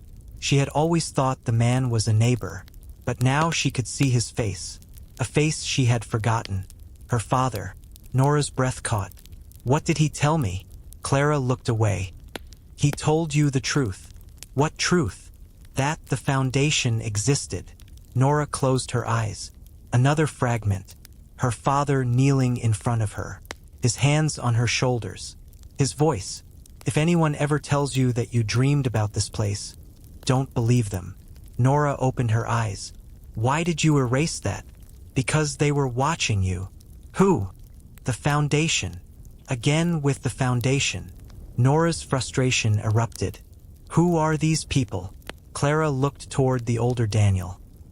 He is one of them. The older Daniel laughed. That's not entirely fair. Clara turned. You built the archive. We built it together. You turned it into a weapon. Because you made me. Clara went silent. Nora looked between them. What does that mean? The older Daniel looked at Clara. Tell her. Clara shook her head. Tell her what happened in 1996. Nora stared at her mother. Clara finally spoke. Your father discovered the archive could preserve memories indefinitely. Nora listened. He believed memories were the most important part of being human. Clara smiled sadly. He was romantic about things like that. Then, he wanted to create a place where people could store memories for future generations. Like a library? Exactly. Nora looked at the machine. Then how did it become this? Clara pointed toward Daniel. He changed the purpose. Daniel shook his head. I improved it. You erased people. Only dangerous memories. You erased your own wife. Daniel's expression tightened. You weren't my wife. Clara stared. Nora looked at her. What? Clara's voice trembled. Daniel isn't Eli's father. Nora felt dizzy. The older Daniel smiled. I told you. Clara continued. Eli's father was his brother. Nora stared at the older man. Then why does Eli look like you? Because we're twins. And Daniel? The older man pointed toward the younger Daniel. That's my brother. Nora looked at the younger man. The younger Daniel looked exhausted. He had barely spoken. Which one is my father? Neither answered. Eli suddenly spoke. Mine. Everyone looked at him. Eli was staring at the older Daniel. My father. The older Daniel nodded. Eli swallowed. You were the one who disappeared. Yes. You were the one who raised me. Partially. And you were the one who came back? The older Daniel smiled. Eventually. Eli's face tightened. Why don't I remember you? The older Daniel pointed toward the machine. Because I asked them to erase myself from your memory. Eli stared. Why? Because I knew what I was going to become. Nora frowned. Become? The older Daniel looked at her. That's the part nobody understands. He stepped toward the machine. The archive doesn't just store memories. He placed his palm against the metal. It creates possibilities. Nora's pulse quickened. What does that mean? It can show you what someone might become. Eli stared at the machine. That's what I saw. The older Daniel nodded. Yes. What did I become? The older Daniel looked at Nora. You became the person who destroyed the archive. Nora's heart stopped. What? Eli looked at her. The older Daniel continued. In the future, Nora discovers that the Foundation has been using the archive to manipulate elections, corporations, criminal investigations, even family histories. Nora stared. They can change memories? Not perfectly, but enough. Yes. Nora looked at the thousands of drawers. How many people? Millions. Her stomach turned. And I stopped them? Eventually. How? By destroying the machine. Nora's eyes moved to the ring. Then why would I send the diary backward? Because destroying the machine wasn't enough. What happened? The older Daniel looked toward the younger Daniel. My brother discovered that destroying the archive would cause every altered memory to return at once. Nora frowned. And imagine millions of people suddenly remembering things that were erased 20, 30, 40 years ago. Eli whispered, "Mass psychological collapse." Exactly. Nora stared at the machine. Then what did I do? The older Daniel's expression softened. You chose another way. Which was? You sent the archive's most dangerous memory backward. Nora's stomach tightened. What memory? The older Daniel pointed at her. Your memory. Nora couldn't speak. You sent your own future memory back through time. Why? To teach your younger self what not to do. Nora stared. But if I don't remember it, how does that help? Because the memory isn't supposed to stay conscious. He smiled. It was supposed to surface when you needed it. Nora looked at the diary. So the handwriting was a trigger. The diary was designed to make me remember. Yes. Then why did I write things I hadn't experienced? Because your future self had. Nora shook her head. This is impossible. Eli took her hand. She looked at him. He was trembling. I remember you. Nora swallowed. From the archive? He nodded. You were older. How old? 37. Nora looked toward the machine. That's the age I am supposed to be when I die. Eli's eyes filled. You didn't die. What? He looked at the older Daniel. He lied. The older Daniel's expression changed. Eli continued. I remember. Nora stared at him. Remember what? The night you destroyed the archive. He took a breath. You didn't die. Then what happened? You disappeared. Where? Eli looked toward the machine. Into the future. Nora stared. That doesn't make sense. It doesn't have to. Eli squeezed her hand. I saw you standing in front of this machine. Nora's pulse accelerated. You were older. Yes. You were crying. Yes. You said something. Eli looked at her. What? I don't remember the exact words. Try. Eli closed his eyes. Then he whispered, You told me that if I ever found you again, I should make sure you never remembered what happened next. Nora stared. Why? Eli opened his eyes. Because you said remembering would kill you. Silence. The older Daniel stepped closer. He's beginning to remember. Clara looked terrified. Stop the machine. I can't. Daniel. I can't. You're lying. Daniel shook his head. The reset already started. The lights flickered. One of the thousands of drawers slammed shut. Then another. Then another. A chain reaction began around the room. Nora looked at the diary. The pages were changing. Words appeared. New paragraphs. New dates. New memories. She flipped rapidly, then stopped. Page contained one sentence. August 15th, 2026. Today's date. Underneath it, Nora finds the diary. Nora's breath caught.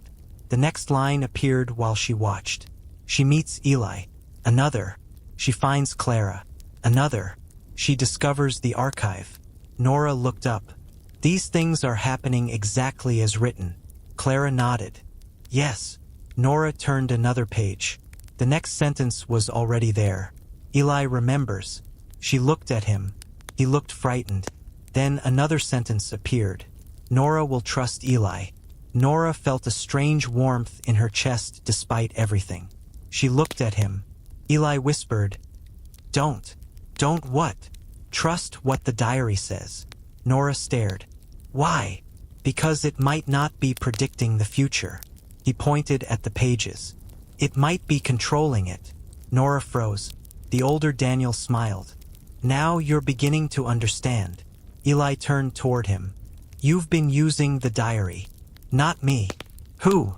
The older Daniel looked toward Nora. Her. Nora's face went cold. Me? Your future self. Nora shook her head. No. Yes. Why would I control my own future? Because you were afraid. Of what? The older Daniel's expression became almost sympathetic. Of becoming the person you already knew you would become. The archive suddenly screamed. Not a human sound. A mechanical shriek tore through the chamber. Nora dropped the diary. Every screen came alive. On each one appeared the same image. Nora, older, standing in a burning room. Behind her, the archive was collapsing. She looked directly at the camera. Then she said, "Eli, if you remember this, don't let Nora open the last drawer." Nora stared. What last drawer? The screen changed. A single drawer appeared. At the far end of the room. Its label read, Bennett, Nora. Nora's blood ran cold. Clara whispered, "No." Eli grabbed Nora's hand. "Don't go near it." Nora looked at him. "Why?"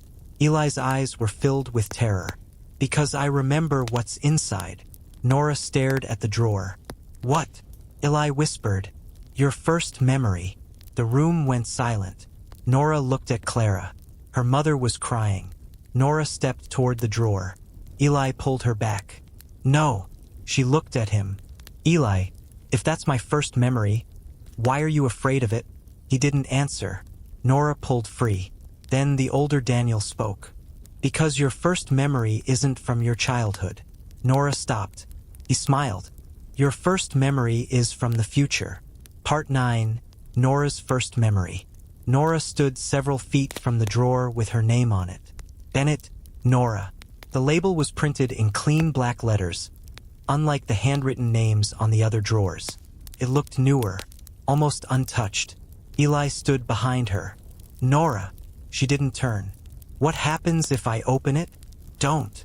"That's not an answer." "I don't know what happens." "Then why are you afraid?" Eli swallowed. "Because I remember being afraid." Nora turned. "What does that mean?" His eyes were fixed on the drawer. "When I was 5, I saw you standing here." Nora stared at him. "I wasn't born. Not this version of you." She felt a chill. "How old was I?"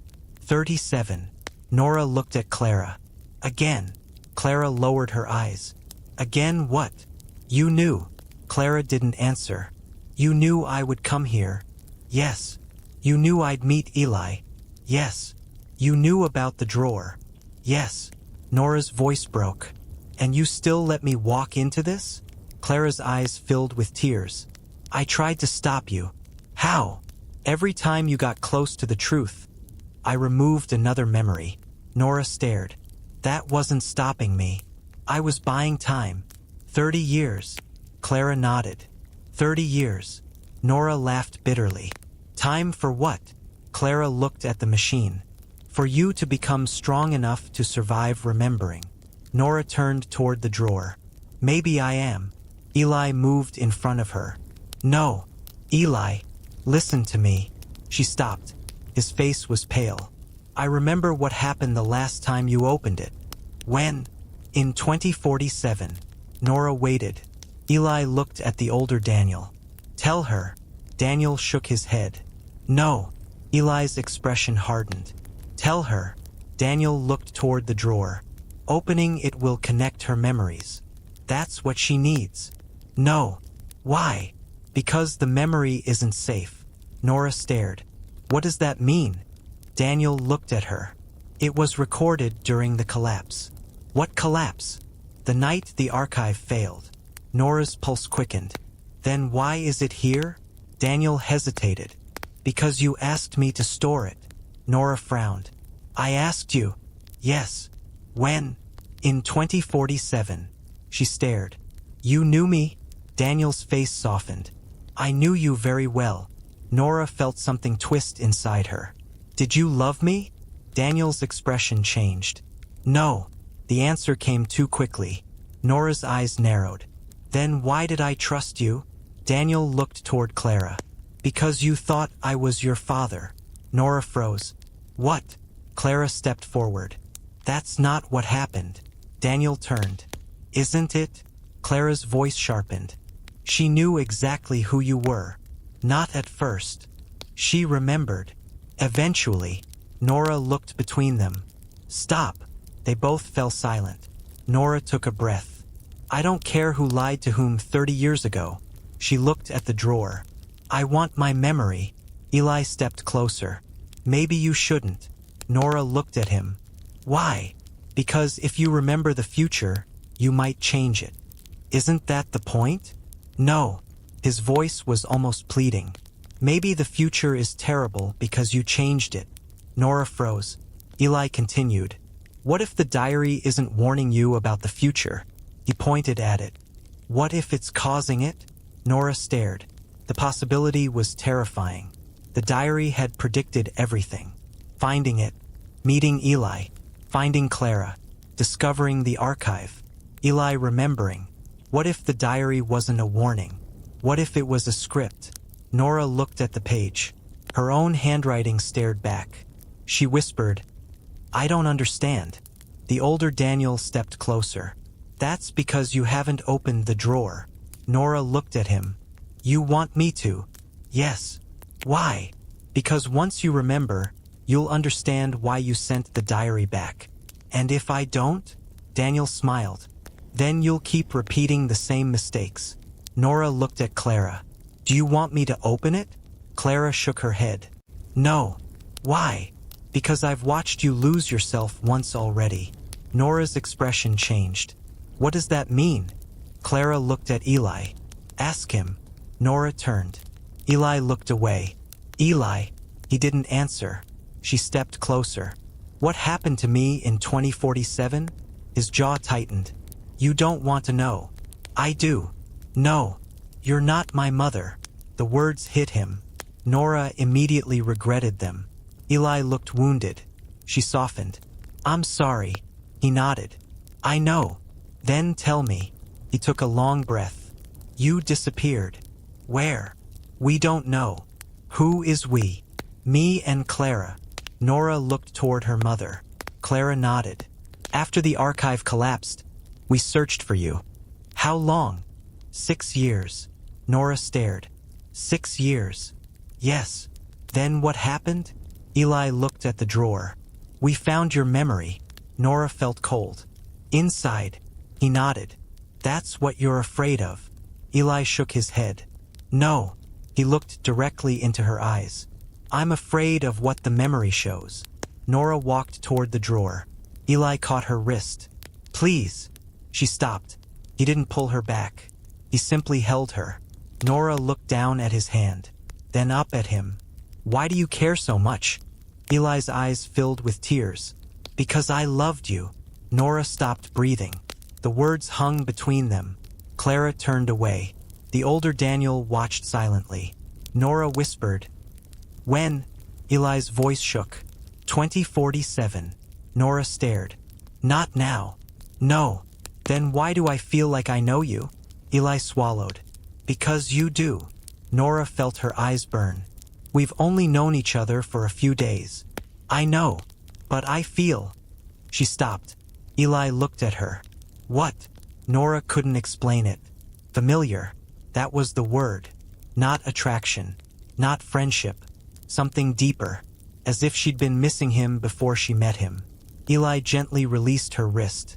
That's why I was afraid. Nora looked at the drawer. If I open this, I remember loving you. Maybe. And if I don't? You might never. Nora turned. Which one is worse? Eli didn't answer. The machine began humming again. The older Daniel moved toward the control panel. Decision time. Clara stepped between him and the console. Don't. He looked at her. You know what happens if we don't activate it? Yes. Then move. No. Daniel's face hardened. You always were stubborn, Clara whispered. And you always mistook cruelty for necessity. Daniel stared at her. Nora looked at the two of them. Then she understood something. They weren't fighting over the machine. They were fighting over her. She walked toward the drawer. Eli said her name. Nora kept moving. She placed her hand on the metal handle. The moment she touched it, the room vanished. Not physically. For an instant, Nora was somewhere else. A street. Snow. Bellwether. But different. The buildings were older. The sky was orange. Smoke rose from somewhere behind the town. Nora saw herself, 37 years old, running. Someone was chasing her. Eli was beside her, older by 20 years. He grabbed her hand. "Don't stop." They ran through the snow. Nora's heart pounded. She could hear sirens. Then they entered Bellwether Books. But the bookstore was burned. The walls were black. The shelves were gone. Nora turned toward Eli. "What happened?" Future Eli looked at her. "You know what happened?" "No. You told me not to let you remember." "Remember what?" He looked toward the back room. The first time, Nora saw another figure. A woman. Her mother, but older. Clara was holding a gun. She was pointing it at Nora. Future Nora whispered, "Mom." Clara's face was filled with tears. "I'm sorry." A shot rang out. Nora screamed. The memory shattered. She came back to the archive. She was on the floor. Eli was kneeling beside her. "Nora," she gasped. Clara was crying. The older Daniel was staring at the machine. Nora pushed herself upright. "What did I see?" No one answered. Nora looked at Eli. "She shot me." Eli closed his eyes. "Yes." "Why?" He shook his head. "She didn't kill you." "That's not what I asked." "Because you asked her to." Nora stared. "What?" Eli looked at her. "You asked Clara to shoot you." Nora's stomach turned. "Why would I do that?" "Because you were infected." Nora went still. "With what?" Eli looked toward the archive. "Someone else's memory." The older Daniel stepped closer. "Your father's." Nora stared. "What?" "Your father discovered the Foundation's original secret." Daniel pointed toward the machine. "They didn't invent the archive." "Then who did?" Daniel looked at Nora. "Your family." Nora's breath caught. "That's impossible." "No." He nodded toward the drawer. "Open it." Nora stared. "Your first memory will show you." Eli stood. "Don't." Nora looked at him. He was terrified. She turned toward the drawer. Then she heard something. A faint whisper. Her own voice, coming from inside. "Nora." She froze. The voice came again. "Don't open the drawer." Nora stepped backward. Eli looked at her. "Did you hear that?" Nora nodded. Then the voice changed. It became clearer. "He's lying." Nora looked toward Daniel. The older man smiled. "What did it say?" Nora didn't answer. The voice whispered again. This time only Nora could hear it. "The drawer isn't your first memory." Nora's heart pounded. "It's the first memory you stole." Nora looked at Clara. Her mother suddenly went completely still. Nora whispered, "What did I steal?" Clara's face collapsed. She covered her mouth. Eli stared at her. "Mom." Clara looked at Nora, and finally said, "Your father's memory." Nora couldn't breathe. The older Daniel's expression changed. For the first time, he looked genuinely frightened. "Clara." She ignored him. "Your father gave it to you before they took him." Nora stared. "What was in it?" Clara shook her head. "I don't know." "You don't know?" "No." "Then why were you afraid of it?" Clara looked toward the drawer. "Because your father told me that if you ever remembered what was inside, the Foundation would find you." Nora stepped closer. "Find me for what?" Clara whispered. "Because your father didn't discover the archive." She looked at Daniel. "He discovered who created it." The older Daniel slowly backed away. Nora followed Clara's gaze. "Who?" Clara looked directly at Nora. "Your future self." Silence. Nora stared. "That makes no sense." Clara's voice trembled. "Your father discovered evidence that the archive existed before you were born." "How?" "Because it was built by you." Nora felt the room tilt. "Me? Your future self." The older Daniel suddenly shouted, "Enough!" He slammed his hand against the console. The machine roared. The drawer unlocked. It opened by itself. Inside was a single object. Not a photograph. Not a file. A small cassette tape. Old-fashioned. Nora stared at it. A handwritten label was attached. Her handwriting. Only 3 words. Play me, Nora. Eli stepped closer. Don't. Nora looked at him. Why? Because I remember what comes after. What? Eli's face was pale. You hear your father's voice. Nora looked at the cassette. That's impossible. Eli whispered. No. He looked at the machine. That's the first memory I lost. Nora stared at him. Then she picked up the cassette. Somewhere behind them, the steel door slammed shut. The archive locked itself. And from every speaker in the room came the sound of a man's voice. A voice Nora had never heard consciously, but one her body recognized immediately. Her father. He said, Nora, if you're listening to this, I need you to understand one thing. The recording paused. Then, you are not the first version of yourself to find the diary. Part 10, the first Nora. The voice coming through the speakers made Nora forget how to breathe. It was a man's voice, warm, low, a little tired. There was something about it that made her chest ache before she even understood why. Her father. Not a photograph. Not a story. Not a memory her mother had carefully edited and buried. His actual voice. Nora stared at the cassette in her hand. Eli stood beside her. Clara had gone completely still. Even the older Daniel looked shaken. The recording continued. Nora, if you're listening to this, I need you to understand one thing. A burst of static. Then, you are not the first version of yourself to find the diary. Nora's fingers tightened around the cassette.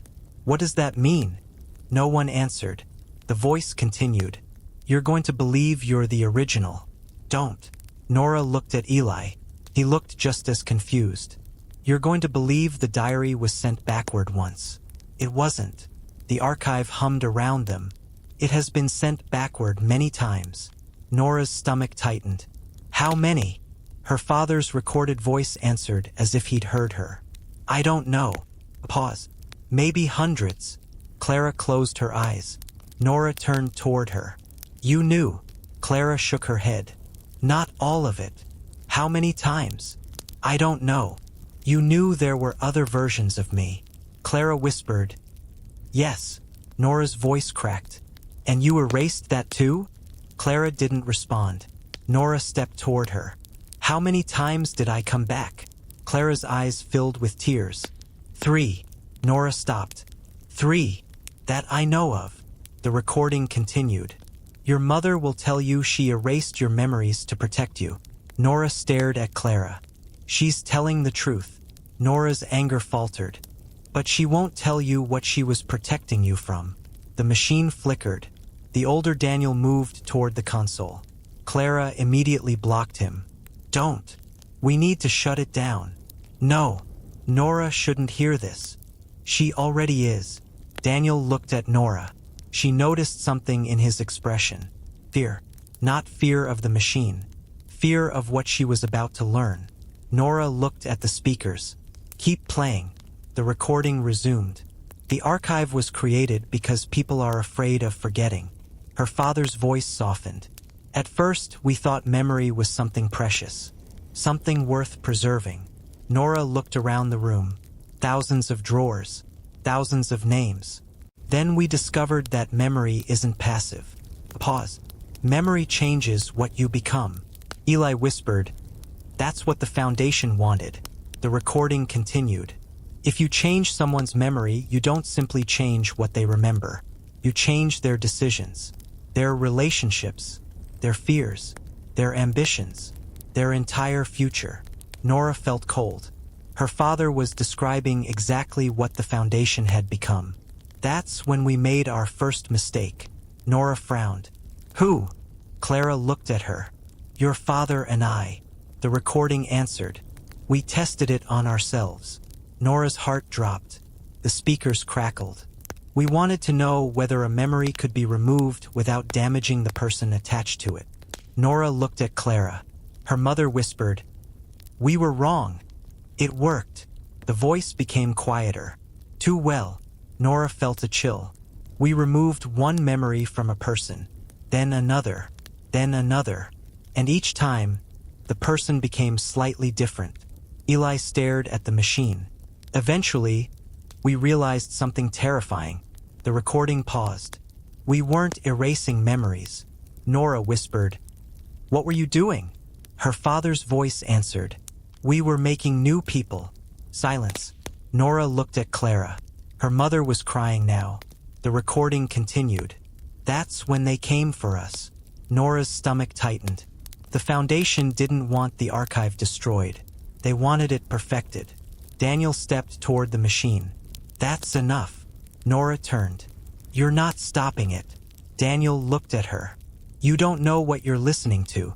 My father's voice. You don't know which version of him recorded that." Nora stared. "What?" Daniel looked at the cassette. There were 3 Daniels.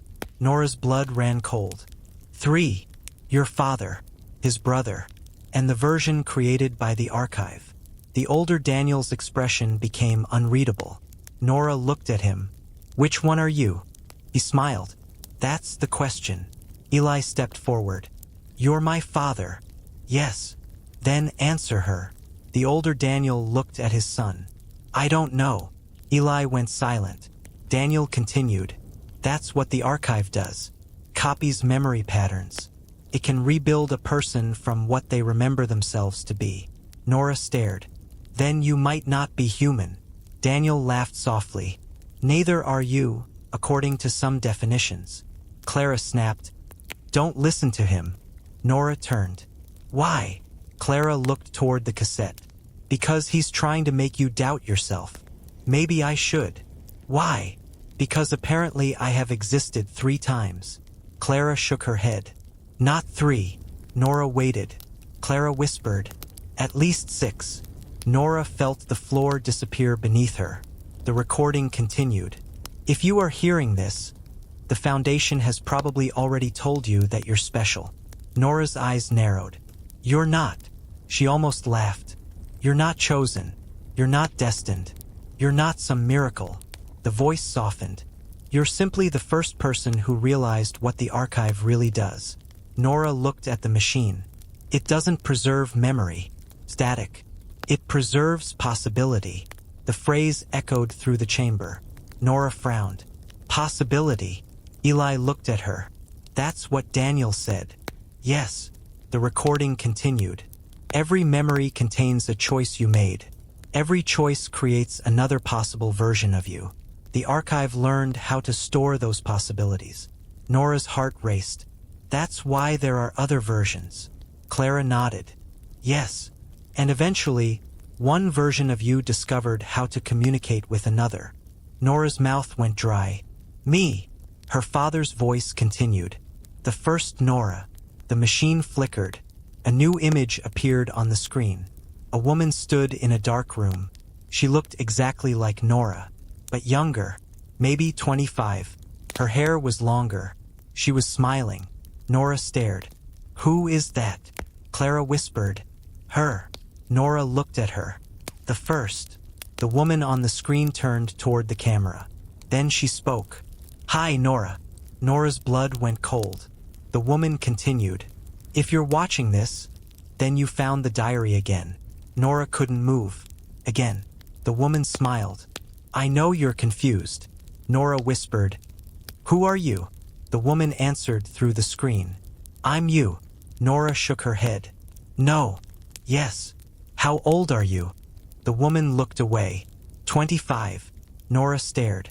"I'm 34. "I know." Nora's heart stopped. The woman smiled sadly. "You don't remember me." Nora couldn't speak. "I expected that." The woman on the screen moved closer. "Your mother erased me." Nora looked at Clara. Clara covered her mouth. The first Nora continued. "Not just the memory of me." Her smile disappeared. "She erased the entire year." Nora's breathing became shallow. "What year?" The woman answered. 2022. Nora felt something inside her crack. She knew 2022. She remembered everything. Moving apartments. A job she hated. A relationship that ended badly. A trip to Seattle. Christmas with her mother. Didn't she? The first Nora looked directly into the camera. "That's what they want you to believe." Nora stepped closer to the screen. What's in 2022? The woman smiled sadly. Me. Nora froze. You met me. No. You lived with me. Nora shook her head. That's impossible. You loved me. Nora's eyes widened. The woman continued. And then you killed me. Eli grabbed Nora's hand. Clara whispered. No. Nora stared at the screen. I didn't. The first Nora's expression softened. I know. Nora's heart pounded. What? You didn't mean to. Who are you? The woman hesitated. Then she said, I'm the version of you who learned what the archive was before anyone else. Nora looked toward Daniel. His face had gone pale. The first Nora continued. And I discovered something your father never did. Nora whispered. What? The woman looked directly into the camera. The archive doesn't create alternate versions of people. A pause. It replaces them. Nora felt cold. What does that mean? The woman answered. Every time a new Nora is created, the old Nora disappears. Nora looked at Clara. Her mother was crying. Eli stared at the screen. The first Nora continued. That's why you don't remember me. Nora shook her head. No, because I'm gone. You're right there. No. The woman touched the screen. That's only my memory. Nora stared. Then where are you? The woman smiled. You're standing where I used to be. The screen went black. Nora couldn't breathe. The cassette continued playing. Her father's voice returned. If you have seen her, then the replacement process has already begun. Nora looked down at her hands. Nothing seemed different, but suddenly she couldn't remember what she'd eaten that morning. She couldn't remember the name of the hotel where she'd stayed 2 nights earlier. She couldn't remember the exact sound of her mother's laugh. Panic rose inside her. Eli, he grabbed her shoulders. What? I can't remember. Remember what? My first apartment in Chicago. He stared. Nora, I know I lived there. Yes, but I can't picture it. Eli's face changed. Clara rushed toward her. Don't fight it. Nora pushed her away. Don't touch me. Clara stopped. Nora looked at the diary. The pages were blank. Every single one. The handwriting had disappeared. The older Daniel looked at the machine. It's happening. Nora turned toward him. What's happening? The archive is replacing you. Eli stepped in front of her. Stop it. I can't. Then someone can. Daniel shook his head. Not from here. Nora's vision blurred. She suddenly remembered something. Kitchen. A little girl. A blue house. A man kneeling beside her. Her father. And another girl standing behind him. The girl looked exactly like Nora. But she was older. Much older. The girl leaned toward Nora and whispered, When you find the diary, don't trust anyone who says you're the original. Nora gasped. The memory vanished. She grabbed Eli. I remember her. Who? The first Nora. What did she say? Nora looked toward the empty screen, then toward the drawer, then at the diary. I think she lied. Eli frowned. Why? Because she told me I'm not the original. And Nora's heart began pounding. I think I am. The archive went silent. Every machine stopped. Every drawer closed. Then one final drawer opened. Not Nora's. Not Eli's. Not Clara's. The label read, Bennett, Sarah. Nora stared. Her mother's name. Clara went completely white. No. Nora turned. Who's Sarah? Clara didn't answer. Nora looked at the drawer. Then at her mother. Mom. Clara backed away. Nora, don't open that. Nora's voice became quiet. Who is Sarah Bennett? Clara shook her head. Please. Is that your real name? Clara started crying. Eli looked at her. Mom. Nora stepped toward the drawer. The label began to change. The letters rearranged themselves. Sarah Bennett. Then Clara Carter. Then Nora Bennett. Finally, 3 words appeared beneath the name. Original subject. Unknown. Nora stared. Eli whispered, Mom, what did you do? Clara looked at both of them, and for the first time she stopped trying to protect them. She told the truth. I didn't give birth to Nora. Nora's entire world went silent. Clara looked directly at her. I found you. Pause. 30 years ago. Then Clara said the words Nora would remember for the rest of her life. You were already inside the archive. Final part, the last page. Nora stared at Clara. For several seconds, she couldn't understand what she'd heard. Then she laughed. It was a small, broken sound. No. Clara didn't move. Nora. No. Nora backed away. You said you were my mother. I am. You said you raised me. I did. You said you protected me. I tried. Nora pointed toward the drawer. But you just said you found me. Clara's tears continued falling.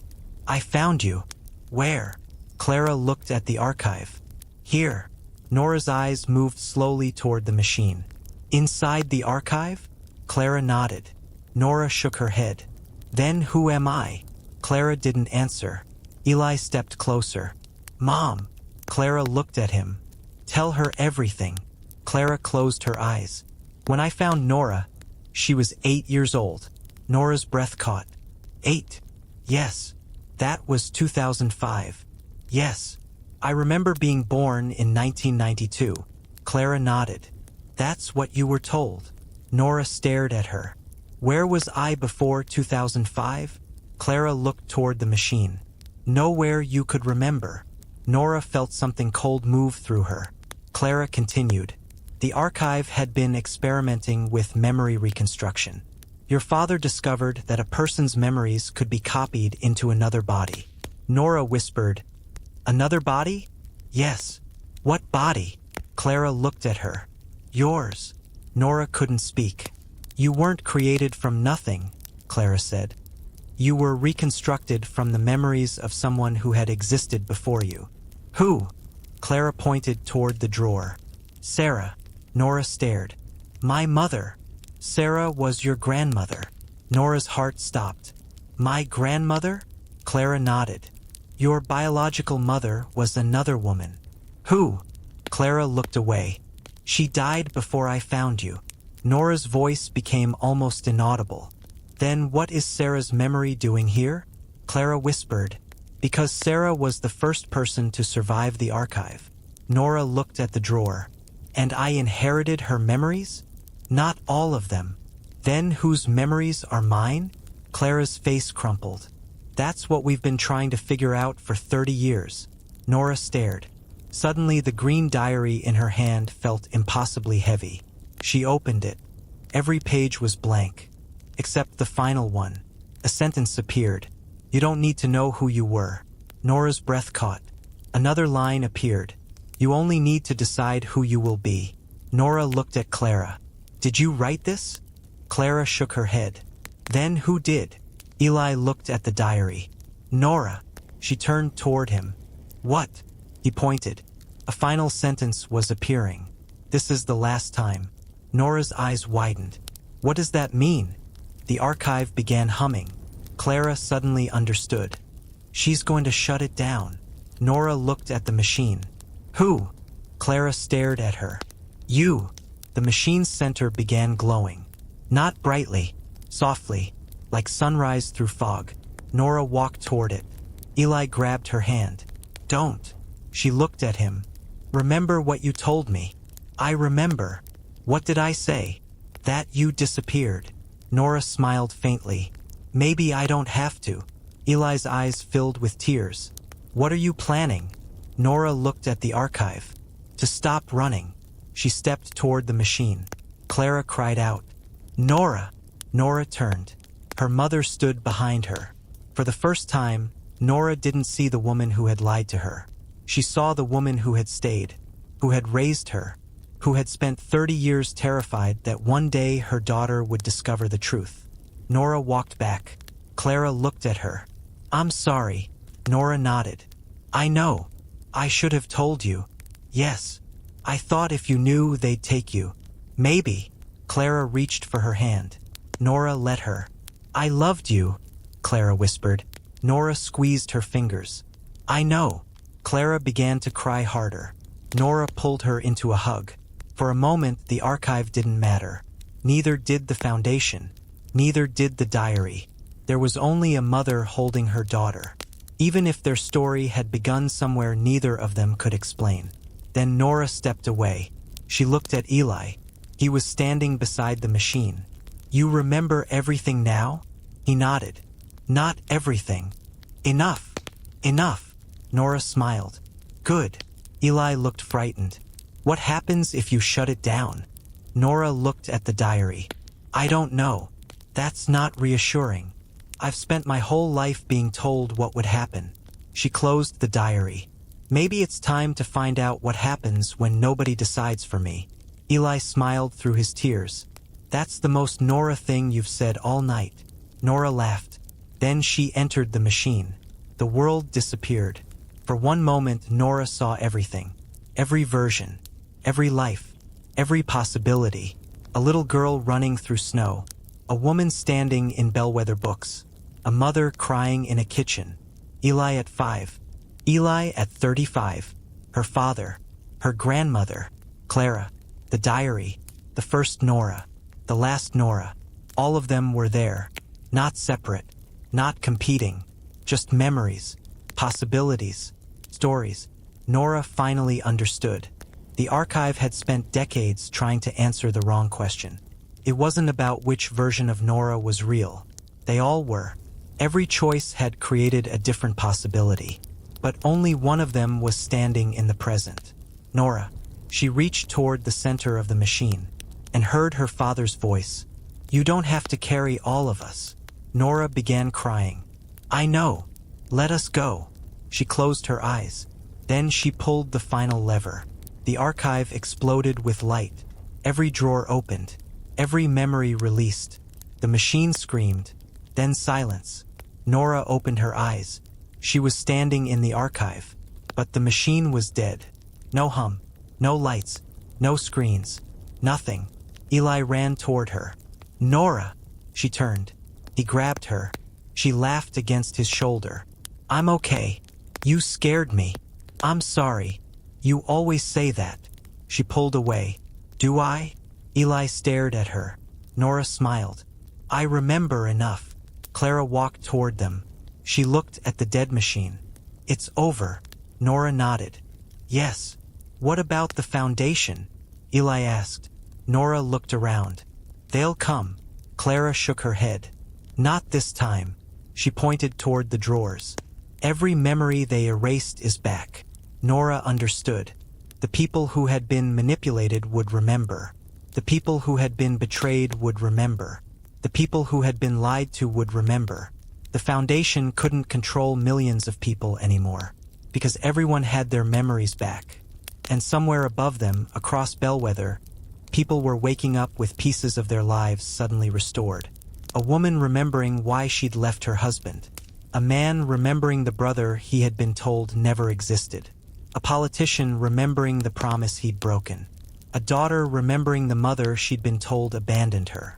A town remembering what had happened beneath it. The truth was returning. Nora looked at the diary.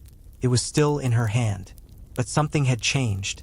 The pages were no longer blank. They were filled with handwriting. Hundreds of pages. Different handwriting. Different versions of her. She turned to the last page. One sentence remained. "Now write your own ending." Nora smiled. She took a pen from her pocket. Eli watched. "What are you writing?" Nora looked at him. "Nothing yet." "Why?" "Because for the first time, I don't know what happens next." Eli smiled. "That sounds terrifying." "It is." She closed the diary. "But I think I like it." 3 months later, Nora returned to Bellwether. The town had changed. The foundation had collapsed. Investigators had opened the archive to the public. People came from all over the country to hear the story. Some believed it. Some didn't. Most people simply wanted to know whether the diary was real. Nora never answered. She didn't tell them about the 6 versions of herself. She didn't tell them about the future. She didn't tell them about the machine. Some truths didn't belong to crowds. They belonged to the people who had survived them. The old bookstore had reopened. Nora stood behind the counter one rainy afternoon when Eli walked in carrying 2 coffees. "You look suspiciously happy," Nora said. "I'm holding coffee." "That's not an explanation." He handed one to her. She took it. "Thanks." Eli looked around. "You ever think about leaving?" Nora glanced at the shelves. "Sometimes." "Why stay?" She smiled. "Because this is where the story started." Eli leaned against the counter. "No." Nora looked at him. "This is where you found the diary." She raised an eyebrow. "Same thing." "No." He smiled. "This is where you decided what to do with it." Nora looked down at the green diary sitting beneath the counter. She still kept it, but she never opened it. Not because she was afraid, because she didn't need instructions anymore. One evening, nearly a year after the archive was destroyed, Nora finally opened it. Every page was blank, except the first. She had expected to see the handwriting of the woman she had been. Instead, there was her own handwriting.